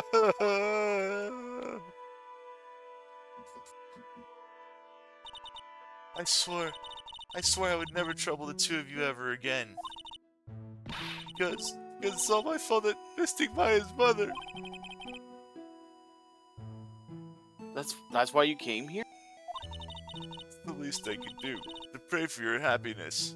You don't have to do that, Pearly. It wasn't your fault. You didn't do anything wrong. Of course I'm sad that my mother's gone. But how do I say this? I'm still happy. You don't have to lie just to make me feel better. Oh, really? It's true. The reason I'm still here at all is thanks to everyone who was there for me. It's just my mother, Mr. Armando, Nick, and you.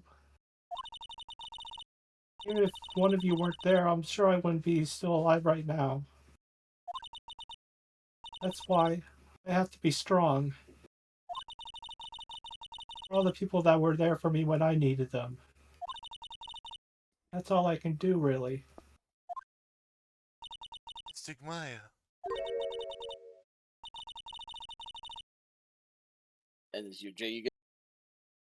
I'm impressed. You truly are the daughter of Mystic Misty. Mr. Bikini?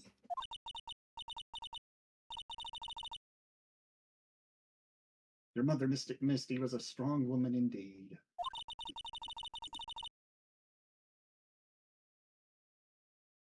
I want to tell you what she said to me that night. After dishonoring the good name of Crane, I don't have the right to face my daughter. But still, Maya's always in my thoughts. It's true. She'll always be with me until the day I die.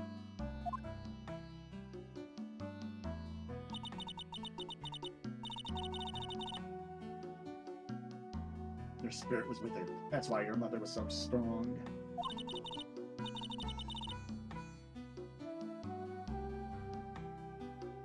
Even at the end, I'm sure she had no regrets. I'm kind of curious how... I mean, I guess it's because, you know, this was all... You know, the fact that we only met, technically, Misty Fate this particular case. But I always kind of found it interesting that they always, you know, Misty Fate only, you know, mentioned Maya. But she never mentioned her older daughter who already, you know, who had also died previously. I guess it just, Okay. you know, due to how, you know, everything was, you know, Maybe she circumstances. already knew. Maybe she already knew that her eldest was too strong already because she went on her own into the world and became a lawyer. Possible. And like I said, maybe it had nothing to do, you know, since Mia really had, you know, Mia's death really had, you know, nothing to really impact on this, I guess. Oh well.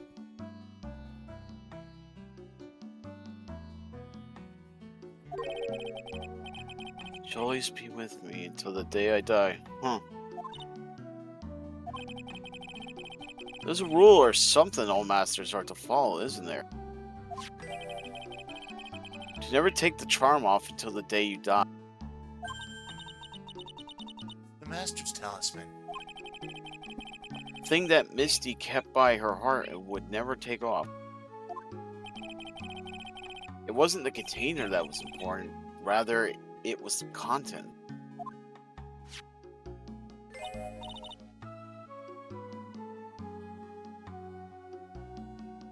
That's Yeah, and even Tim points out that, and Mia died because of real world bullshit, while Maya was in danger from Cookie Shaman King clan politics. Yeah. Yeah. Photo? Ah. Mother?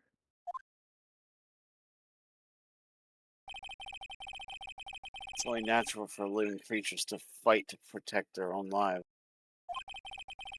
But what makes us human is that we fight for others. But who do you fight for? How hard must you fight? That's the true measure of what human's life is worth. We defense attorneys are warriors who are constantly challenged by that question. Aww. Maya back when she was. Oh. Even when the And her battle's older over. sister. Yep. Maya and Mia. Even when the battle's over and the bonds that connect us are severe, we always return, time and time again. Mia, Maya, Pearls, Mr. Armando, and Maya's mother too. Yeah, like I said, I mean, I know that we had the photo of Mia. It's just I was just kind of curious that Misty didn't even mention it was. She always just kept talking about Maya, but she never mentioned her other daughter. Yeah. I learned that from all. I guess it's because, like it was mentioned before, that Mia was already dead by that point, so I guess it really didn't make any sense. Well, shall we get going? Everyone's waiting.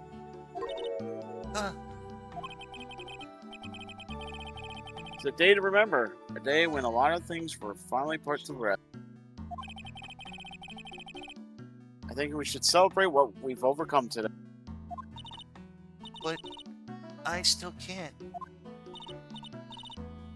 oh, go on, Susan. If you're back for training anytime. Okay. Alright, I'm going to make a brand new start too. Mr. Bikini, I'll be back for more training, I promise. I know it won't go easy on you just because you're the future master. I'll make sure to prepare reservations for 3 for when you come back. oh, Alright, we're going to have a great feast today, Pearly. You know why? Because training is the battle of endurance. Okay, Mystic Maya. I'll eat lots and lots of food tonight. There's one thing I don't get, and probably don't want to, but What is it, Nikki? reservations for training is fine and all. But why for 3? Come on, what do you think? You're one of us, Nick. Next time you can train right alongside us. Huh?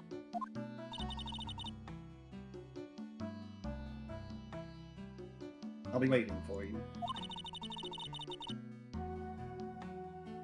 Sister Bikini will take special care of you. Oh, that can't be taken out of context. Ha ha ha ha. Huh? Huh? It'll be great, Nick. One of us, one of us, one of us.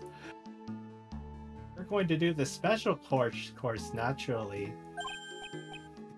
Huh? Huh? Huh? That's a great idea. After all, Mr. Nick, you'd do anything for Mystic Maya, wouldn't you? Oh! Even walk on hot coals, right? Have a nice big meal right before we come next time, right, Nick? You know,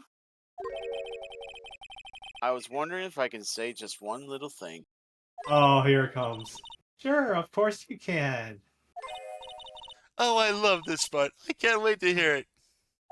Ah, I'm getting goosebumps too. Well then, here goes nothing. Objection!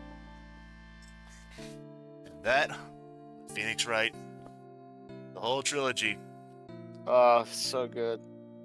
oh my goodness. Oh, and the credits. I'm really happy to have extra hard work now. Master Crane and the office manager are right in offices, and I have to be a good big sister to Pearlie and Nick too. Well, as long as I'm not locked up or captured or something like that. Yeah, unfortunately, I can't skip through I can't stop because it just goes on its own. You should be used to this by now. So it's true, Mr. Nick really is Mr. Knight in Shining Armor. He went through the special course all the way to the end. Actually, I heard there's a legendary extra special ultra course here too. I think I'll surprise the two of them by making them a secret reservation.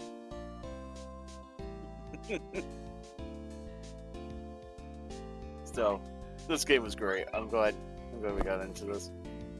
Yes. A white coat again. Iggy brought me a brand new coat as a present, pal. I feel 10 years younger. I'll never take it off. Oh, Yes, but somehow you don't seem the same. I guess a dirty, snabby, old overcoat is just more detective-like, sir. Don't worry about it. In the name of love, a man will soil himself silly. Yeah, poor old Gumshoe. Aside from the engaged attorney or the Miles duology, okay. Sir Wright, I am once again in your debt. Thanks to you, the Treasures of Crane exhibit was a great success. Even I got to see Miss Montgomery, who I haven't almost seen in a year. Taught me how to use a weapon. I say I must show you what I've learned. Oh no! no!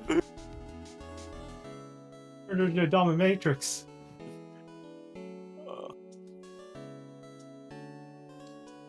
Okay. Desi and I started a company called Master Mask Consulting. Oh, there's you. Oh, our motto is cut out, please. Pretty cute. Well, we also sell plans to the criminals. That's kind of side business. I wonder if that's okay. Sometimes I think maybe we're the. Yeah, they're for criminals. Yeah, wow. Yeah, they're starting off as like a side business. Oh, there's. Wanted to show my appreciation to Mr. Wright for exterminating Don Tigra, so I lent him $500,000 and a tea set, a special thick tea, one I mixed with my own two hands. I bet he's drinking it now, and through compromise. I would have liked to see just Phoenix going like, no, throws it away. It might have been the curious creature would drink it. Oh god. I'm just holding it in the way. A wrinkly grumbly round no trace of flesh. At least that's what I thought. But my grandkids had a birthday party for me the other day. Talk about embarrassing. 69 years old and I got a baby with a dirty diaper. They knew what they were doing. Yep, 69 God years. damn it. As usual, we have an abundance of work to do. We've hired a new programmer to replace Elk. I do hope everyone will get his name along as Adam Mada. As I heard his name, I knew our brain circuits would align perfectly. Adam Mada. Adam Mata, yep. Another palindrome name. Oh, there's Eugene. See? 99999, more Portuguese. Since the moment we make so much money, I hardly know what to do. I think the magazine's like us, but like us, it makes a change. Like I just go back. Almost sounded like the Three Stooges. That's even more fitting, almost. For bikini scared. Yeah, I mean it feels good though. You turned into such a respectable man, Beanie. It was so sweet of you and everyone else to come and visit me here the other day. Of course, I was happy that you constantly had your eyes on me, but it was kind of bad when the little one slapped you so hard you got a nosebleed. voice. Come on, Pearl. You can't ignore the previous love. Boy. Yeah, so this was the voices of the ejection sound clips, the take that's and the hold it's. So yeah, Oh, Ben yeah. Judd was Phoenix Wright. Miles was voiced by Sean King. Mia Fey was voiced by Christina Catano.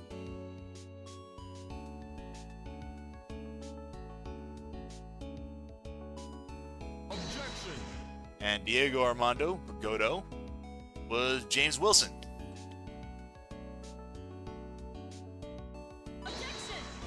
Francisca Karma was voiced by Janet Sue.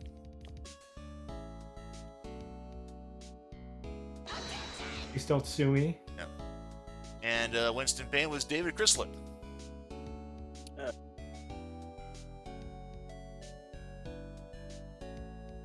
Oh, here we go.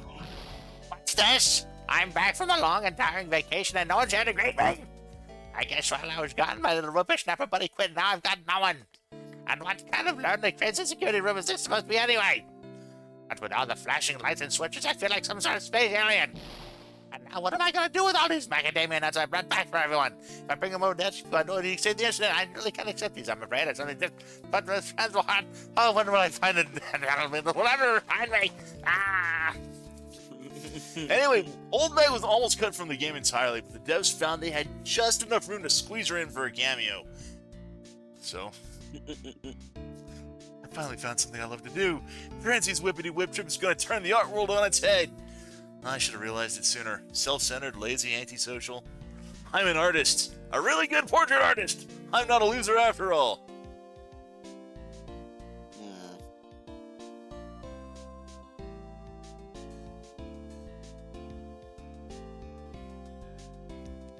But yeah, that's Edward's artwork right there.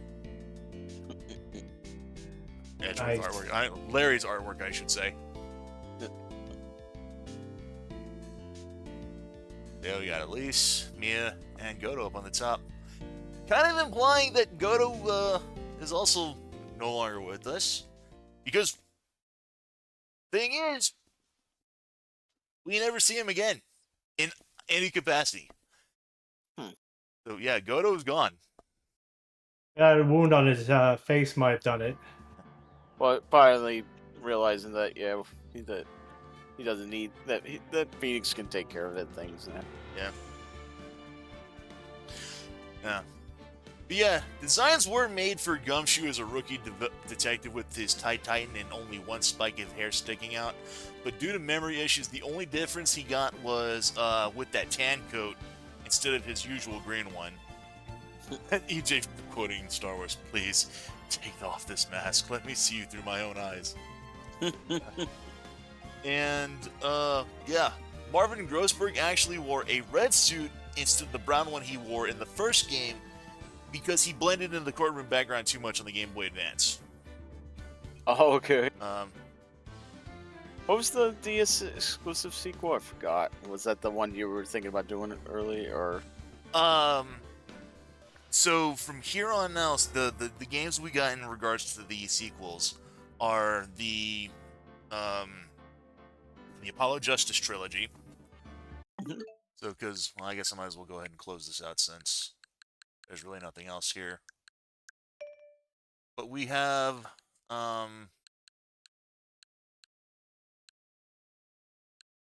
He sorted them by alphabetically, so it'd be easier to find them.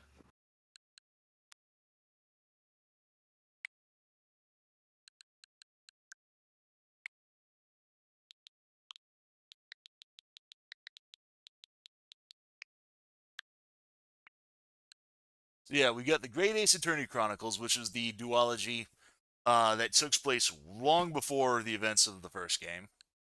We got Alright. the Ace Attorney trilogy for, Apollo Justice, which is the sequel trilogy. And then we got the Miles Edgeworth games, which I don't have as like a software on this title, but I do have the actual. On this PC.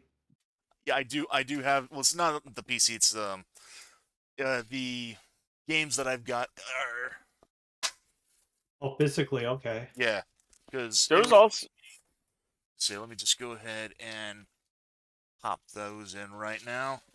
I can just go ahead and slap that in. But yeah, also I. Oh, sorry, Ben. I found something I just wanted to say quick.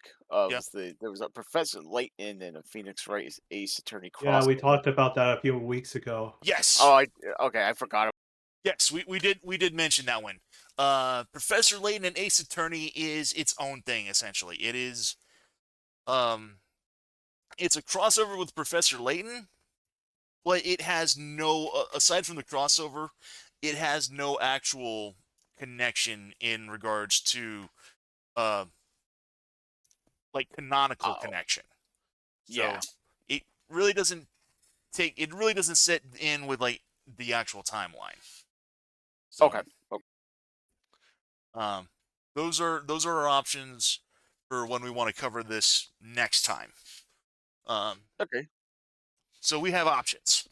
Um I do believe we did say that in regards to the actual progression of the games that we were going to follow the timeline course and that the next game we was going to jump into in regards to the Ace Attorney saga overall was Miles was the first Miles Edgeworth game. Okay. So I think we was going to go ahead and do that. That was where we was planning on doing that for next time when we jump back into Ace Attorney. Yep. Sounds good. So Okay. I'm going to go ahead and take that out for now because I want to make sure that since I already have the other games and stuff, yeah, I'm just going to go ahead and slip this in here. And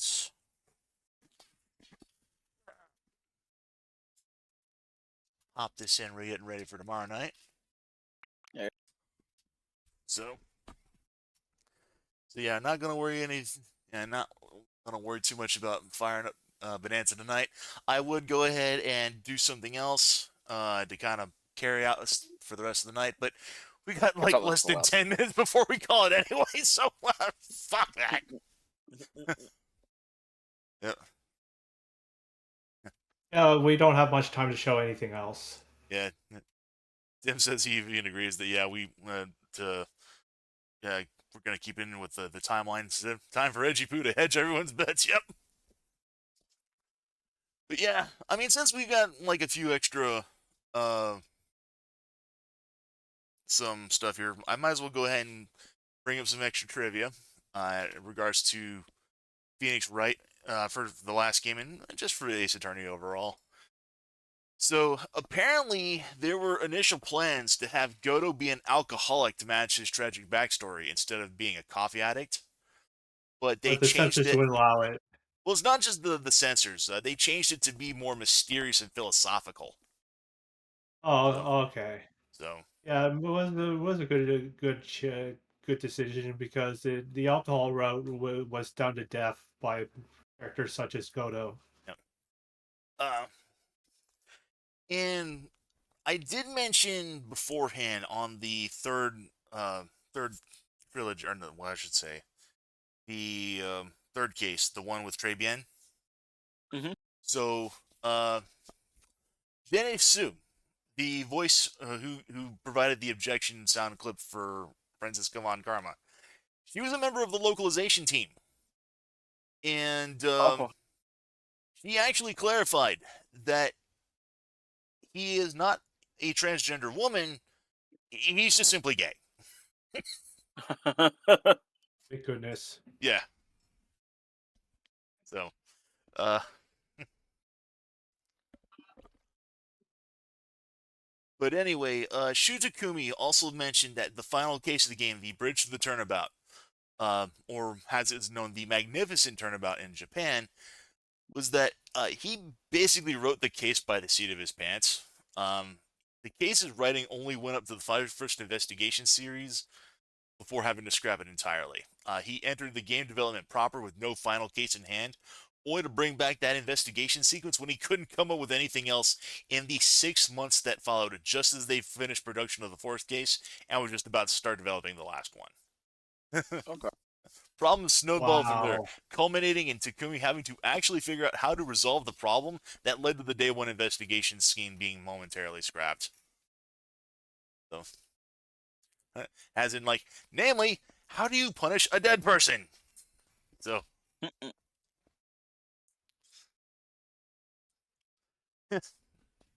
and Tim's like, yeah, somehow that's how the best things come along, anyways. Sometimes you just don't even.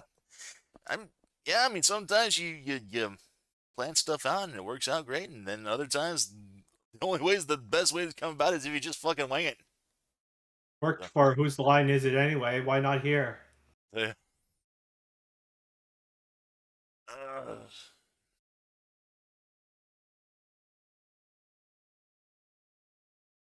I also did mention before that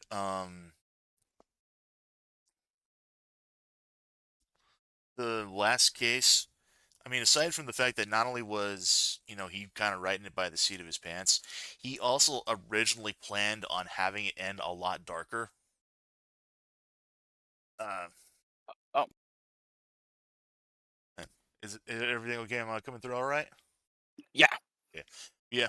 I believe I mentioned that he said that he was going to have more people killed off. Pearl Fay was originally lied in Oh. among Oh. among those planned to be killed off, Oh boy. and then he just decided that no, let's not do that. She's a kid. Yeah. Yeah. So yeah. Kid murderer. Kid murderer, Yeah. E for everyone. Or T for team, because there's no way a rated E for everyone game would have murder in it. Yeah.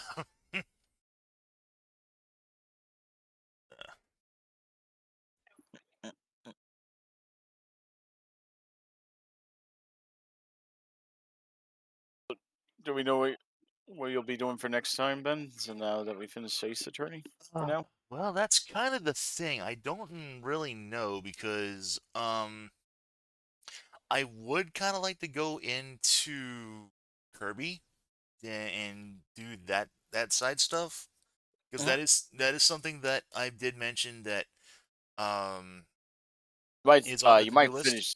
Yeah, because you might finish that before the stream ends. Because I don't know how long it is. Because I'm still going on it.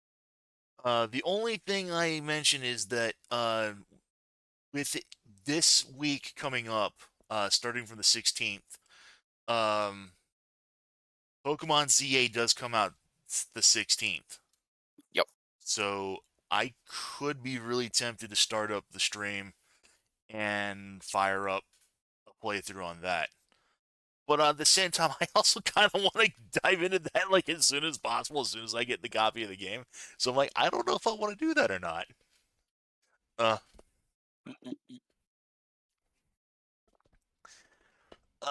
Because I do love me some Mokapon. But we've got options. There's Yeah, also you that could just band. have Pokemon like recorded instead of streamed, since you want to get through it as much as you want. Well, that's just the thing, because I never did that with the original Legends Arceus. I just sat down and I just played through it just as is. So Yeah. There's also the Zelda fan game too. yeah, for- there's the Zelda fan game. Yeah, there's something that we could do that. So Dark Souls Link for Halloweeny. sorry, Dark Souls Link Dark Souls for Link. Halloweeny. Oh yeah. Oh right. The Demon's Crest thing. Yeah, I know what you're talking about now. Yeah, the other Legend of Zelda mod that I showcased. That's always a possibility.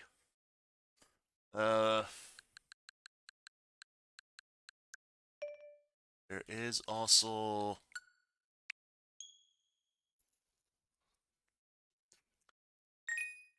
I could do a playthrough Chibi Robo. That's something I wouldn't mind doing. Or hell, just, speaking of Link, I could just go through Soul Calibur again. It sounds like that'd probably be fun. That is a fun game. Yeah. Well, like I said, we've Yeah, we definitely yeah, got but test options. out Mario and Orio's a quick thing. Oh yeah, you know what? I just Yeah, enjoyed that. I know how to play that one. Yeah. yeah, I played a little bit of that yesterday, last night. I cleared the first world. That's required. Yeah, I don't have the wired mice anymore. I still think that's really fucking funny. They announced the Bubsy collection, and then they like, here, have the first game on NSO anyway, just because. You can play that for a stream if you want. What could possibly go wrong? I'm almost tempted to now. That would be sad to miss out on that one. Yeah. Go ahead and. Actually, can I one connect? You can use this to one if you're using Joy-Con. You can just Yeah. detach one of them.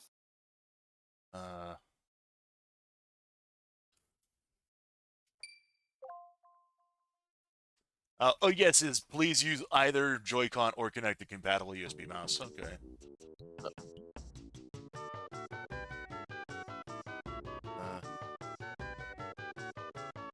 Like where it's like, I'm going to put this bucket on your head. Alright, hang on. Oh, it's the beep button. Fuck it. Hang on. Ah.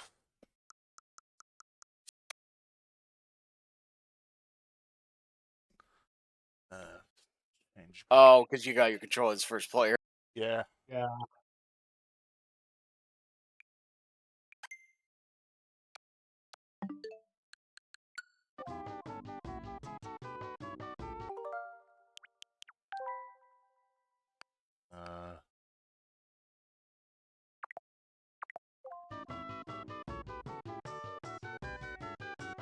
I tried. I use it as a mouse yet. Yeah, I'm trying to see if I can. Like, how do I even put this in? Oh, you trying to do the mouse thing? Yeah. You pretty much just detach it, and that's it. Maybe he had to do that when the. Oh, okay. Here we go. I got it. Yep.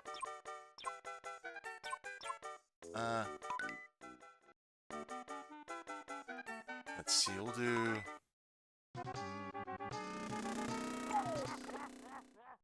Ah. Like Peach is just like pretty much like fuck. Might be the man and stick a bucket on your head, and then you won't go aimlessly and die because you can't see where you're going. You can also click on Peach to if you want to go to turn around.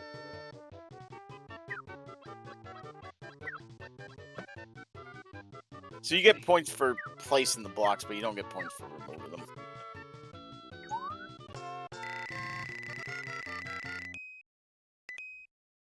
I love how the only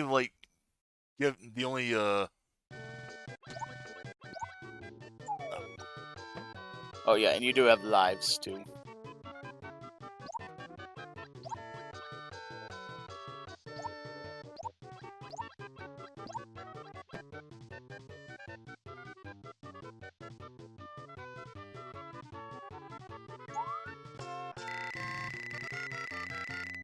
Yeah, it's pretty simple.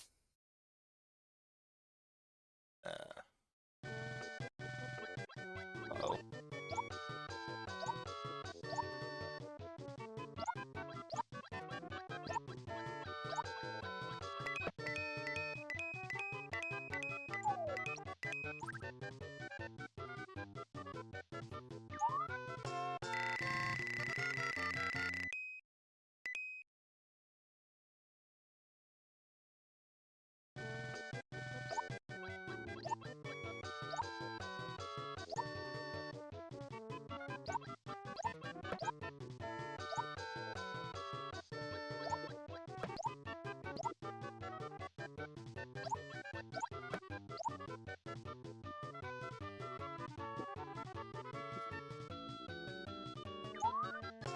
Yeah, as I was mentioning, I love how they just only relegated Luigi to like just an NPC role where the only reason he even exists is to help remove a bucket off of someone's head.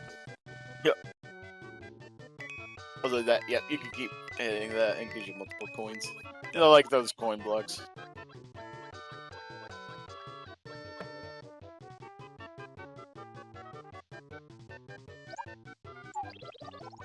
Oh! Ow! And Yeah, those. Oh, Yep, those are timer blocks. So you gotta, yeah.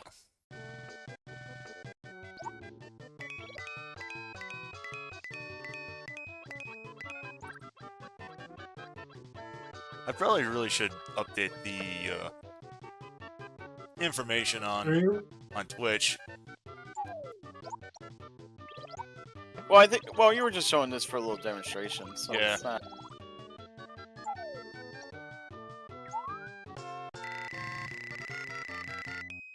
Yeah. Yep. And Tim says, in the end, Luigi still wins by doing absolutely nothing. That's his power set. Oh, yeah. It's funny how my character is just pausing in the middle of turning around. And how everyone still somehow keeps moving, even though they're all paused. But yeah, that's pretty much the Mario and Wario thing there.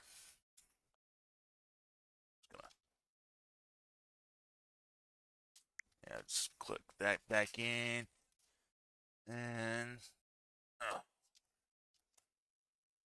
slap that back in. Yeah, maybe I might do that for a stream one day. Alrighty. So.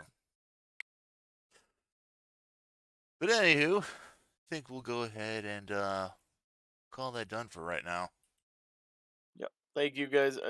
Yeah, thanks for doing the day early. Yeah, this is just to be in case of tomorrow. If you guys, we're supposed to get. I'm supposed to get like a bad storm coming, maybe. Yeah, that's not a problem. And I'm kind of glad that we got through this as it is anyways. It's, another project done, another game written off. So, yeah. hey, another one on the done pile. So, Another one bites the dust. yeah, and Tim says honestly makes sense to finish it today, dude, given how huge fuck up huge the case was. Took you the entire night, yeah. Yeah, I honestly didn't think it was going to take us that long. I just figured, hey, we'll just go ahead and get through this, I thought and then, yeah. I thought you would have had extra time as well. Yeah, yeah, that's worked out good. So yeah, kind of glad we did that. So, Mhm. But yeah, that's pretty much the thing that's going on here. I think what we'll go ahead and we'll do is we'll dive into what I mentioned before with Donkey Kong Bonanza tomorrow, doing a little bit of the post game and showing off some of the DLC for tomorrow. And who knows? Depending on what we got with that, we might pivot into a little something else, or we might just do Donkey Kong the whole night. I don't know. I'm up for anything up on that point. Mhm. As far as everything goes, I know I said I was going to do something on the 8th, that I didn't do that. I might do something for the 15th. As for Okay. what I do for the 15th, I don't know. I am off of work the 16th, 17th, 20th, and 21st. I have gotten confirmation that I am off those days. Nice. So I would be willing to do something, as a stream on any of those days. I don't know if I'll actually do anything those days since you got stuff on Yeah. the CQ side, usually mainly movie night. I don't want to interrupt anything on that nature, which is part of the reason why I'm like, I don't know why. Well, you usually do D&D anyway around that time anyway. Yeah, that is true. Yeah, I usually do D&D as well, but yeah, yeah, because otherwise I'd have been like, yeah, let's just go ahead and dive into Pokemon ZA, but yeah, considering how even late at night I would be starting something new, I don't know about that. Well, are you gonna like do like some off stuff too, not just like stream Pokemon all the time, or are Yeah, you planning on that's doing? kind of the thing, because I love Pokemon so much, I don't really know how I would really be able to limit myself to just playing it one day per week. Yeah, because I was gonna say I would imagine, and plus there's some trading we got to do as well when we get to that game. Yeah, so it's like, Because yeah, the that's kind of really the only real problem with like doing like long term like RPGs. Speaking of RPGs, I am kind of curious on doing an RPG again. There actually is one possible idea that I had considered actually when I was coming home from work earlier this morning. Mhm. Uh, you know how yesterday we were talking about how it was the 15th anniversary of MLP? yes. There was one RPG that I started all the way back from Brony State that I never finished, Oh, and I started it up. This was back when one of my co-coms was a guy. I don't know if you guys may remember this guy, but he was a friend that I've since lost contact with. A guy by the name of Professor Greyhooves. I don't know if you guys remember him or not. I don't think so because I know I was busy around the time when I. This was before I knew you, so Okay, yeah. yeah. So the only person who probably might would be maybe JE, and even then, I'm not Yeah, sure. I think, I think I remember that. Yeah, When was he? Do you remember when this, he? like I said, this was back during the Brony State era. Okay, because I know I came in around season 3 at the end of season 3. Okay, yeah. So So this probably was before you came in. Then Th- yeah. this was like, yeah, this was back after. This was during when EJ and I were on crew. Oh, okay. So I remember Battle of the Why you Bronies. ask JE if he knows anything about him? I did. He said that he might remember.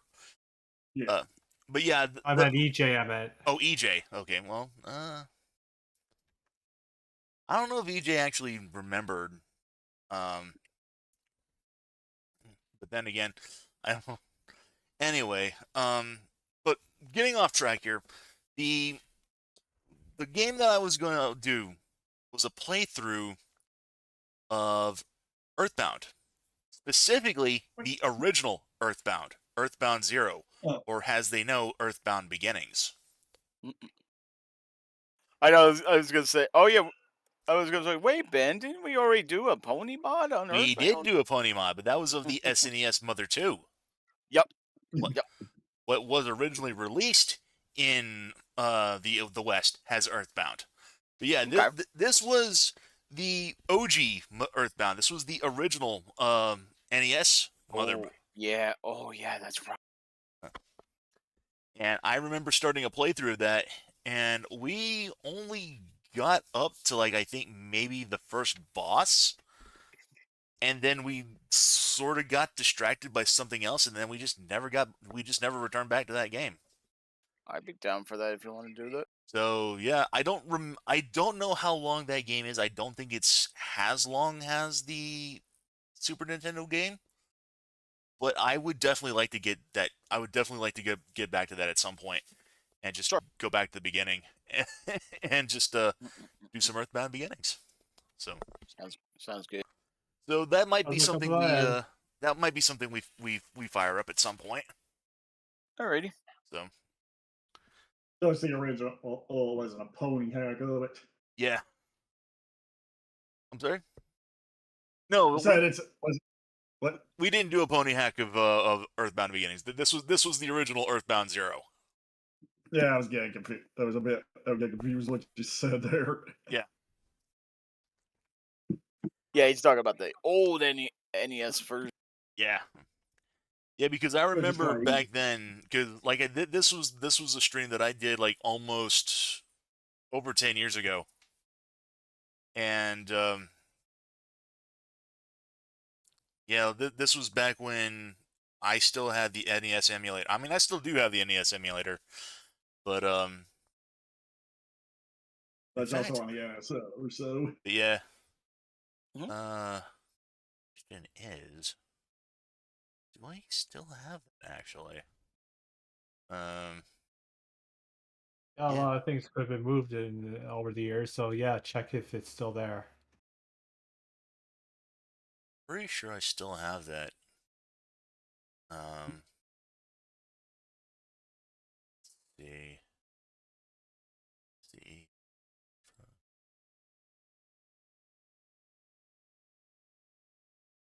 Okay, yes and no. I do have the emulator. I do not have the ROM, but that can be easily fixed. All I right. mean, Earthbound Beginnings is on the NSO. Yeah, I as mean, well. I did check that earlier today, so I wouldn't mind doing it on the NSO to be perfectly honest. So, It's just been one was gonna do like a pony mod with it. well, I don't think there is a pony mod for the NES game. Oh. Oh, okay. So, I thought that's what you were talking about. Oh, although speaking of pony mods, there is a pony mod for Final Fantasy VI I've been wanting to play for like the longest time, and I never got around to doing that. But that's its own can of worms. yeah. So, I will say though, the Pixel remaster I do enjoy because the opera bit I love that they actually put some singing voice in there. that may be something I maybe look into doing. I do have the pixel remasters of all the Final Fantasy games for Switch. Oh, So, nice. Neat. mind doing that. If I were to do a pixel remaster, I'd probably maybe do Final Fantasy V of that. But like I said, we'll get into. Like I Four's said, good as well. like I said, we've got options. Yep. So, I actually had thought about like doing like the SNES version, like just like during alone time, maybe. yeah, they're all good in their own right. hmm Well, it's funny because in you remember in four, there was like a develop room that you could find in that game. Yeah.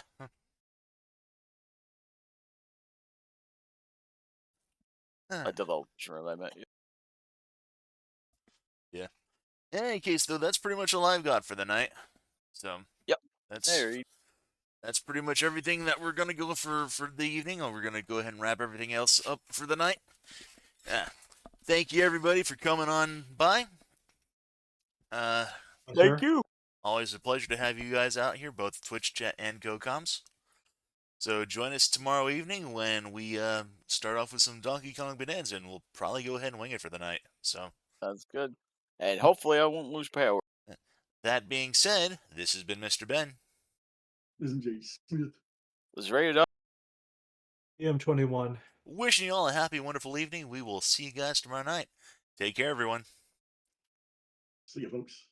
Later, guys. Have a good weekend.